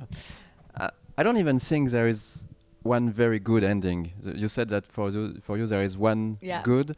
Which one is it? It's when Daniel ends up with Claire and Steven because he jumps out of the car. So the two of them are trying to cross the border. Yeah. I think that every ending. So there is 4 main endings, and there is 3 other variations on top of those 4 main endings. So it's still some 4 big storylines and other smaller variations that brings to 7 endings. But yes, the idea was more like, for us, there is no really right or wrong ending. There is no really good or bad ending. It's that every ending, the way we worked on them, we wanted those to be a good reflection of the player's playthrough, to what he taught to Daniel.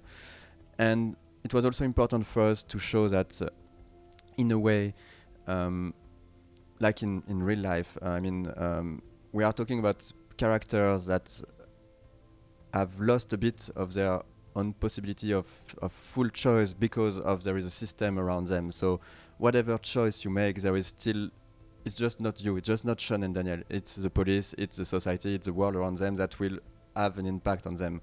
So it was important to never have a good ending, because our message is also to talk about exclusion, about how it is to face oppression in our world. And yeah, it's one of the realities that at a point you have either to comply with the rules of society and maybe have a big time in jail, maybe longer than what was what he should have had. So most of this ending can be a bit unfair, and I think it's like it is because our It's like world life. is unfair. Right. Yeah. Exactly. I mean, for you, Jean-Luc, when you approach something like writing multiple endings and trying to figure out what these resolutions are going to be to the storylines, I mean, is there ever a time when you are unsure if you've made the right decision? Well, when I'm writing the story, I'm doing it close to Michel and Raoul, so it's not a lonely work. It's a lonely work when I'm typing it and I'm adding a lot of stuff inside, but we already talk a lot about what will happen then. And it's also because of the episodic structure of the game. Mm-hmm. The first draft of the script were written in 2016, I think, and we begin to work in the 5th episode, in April or May in this year, and we thought about what was the ending. So we have 2 years, and we read it back and say, okay, we need to make some slightly adjustment, because we grown up and the game from what was written has evolved because we add a lot of stuff. So basically we stick to the idea of the 4 endings, but we add and we change some little stuff, and it's a chance to work with Michel and Raoul closely, the 3 of us, because we challenge ourselves a lot. Every time it's okay, we add this, and is it good, is it bad, and okay, I don't like it, but I like the idea. We have to change the settings to make it the better, and that's why we work so cool together, because we don't have any ego, and sometimes it's hard to face this stuff, but that's what makes the game better, I think. Yeah, you're right.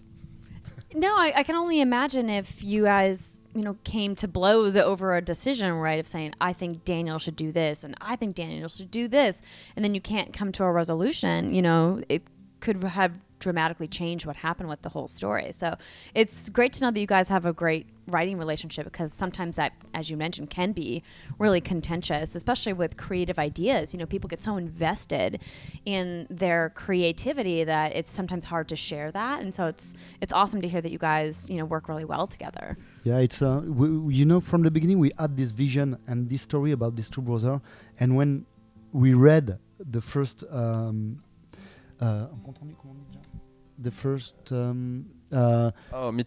meeting notes of the basic idea of Life is Strange 2, I'm really proud that we stick to the vision we had 4 years ago, and basically most of the scenes stay the same with adjustments, but the Wolf brothers are crossing every step we had in mind, so that's really cool.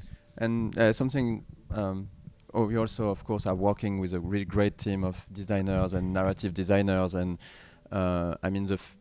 like Jean-Luc said, the big steps of the story are still there at the end of the project. But of course, we are really sharing and talking with all the creative talents that are on our team, that we're working with and are really happy to work with, and they also always brings a lot to a scene. We arrive, we have this scene, we show them how the scene is created, and then we have the feedback, like maybe this could work better like this. So it's also there is the 3 of us, but also a really big creative process with the rest of the team over the course of the 4 years. How many people worked on this game? The whole team. I think that in a peak it maybe was up to 60. Oh wow, that's a lot. It was more of a average number of 45 or something. 50. Yeah. Can we talk a little bit, and I'm probably going to get stonewalled here, but I'm going to ask it anyway, about like what happens next? Is there ideas or plans to hopefully continue something in the Life is Strange universe? Obviously, like, no announcements right now, but it seems like you guys did this phenomenal job creating this whole new cast of characters. I speak for myself when I say I would love to see some of them again, because I think there was some that didn't have nearly enough time. We would like to maybe explore some other storylines. Is that something that you guys are considering or contemplating? We know that we want to continue to create game together with Jean-Luc and Raoul, and we have a lot of stories and ideas, and sure a lot of great game that we could want to work on. And yeah, for Life is Strange, it's also something that a question that needs to be seen with Square Enix, because Life is Strange is owned by Square Enix, so we'll see what happens with that. So everybody start tweeting to Square Enix. Just tweet to them and Exactly. say, I need more Life is Strange. Make Life is Strange 3. Make it happen. Well, Jean-Luc, Michel, thank you so much for chatting with me today. It's been a wild ride in Life is Strange too. It was a pleasure. Thank you very much. Too. And Thank you. don't forget, guys, you have to message Square Enix because we need more. We need more Life is Strange in our lives. Big thank you again to DONTNOD for taking the time to sit down with me. It was great to see Michel and Jean-Luc. We hope you guys enjoyed the spoiler cast. Of course, we want to hear what you want to say about it. Don't tweet to us, though. We want to keep it private for people who don't want to know. But do leave us a comment on the YouTube video, or you can always go to patreon.com/whatsgoodgames and leave us a comment there as well. Thanks so much for hanging out with us, everybody. We'll see you next time.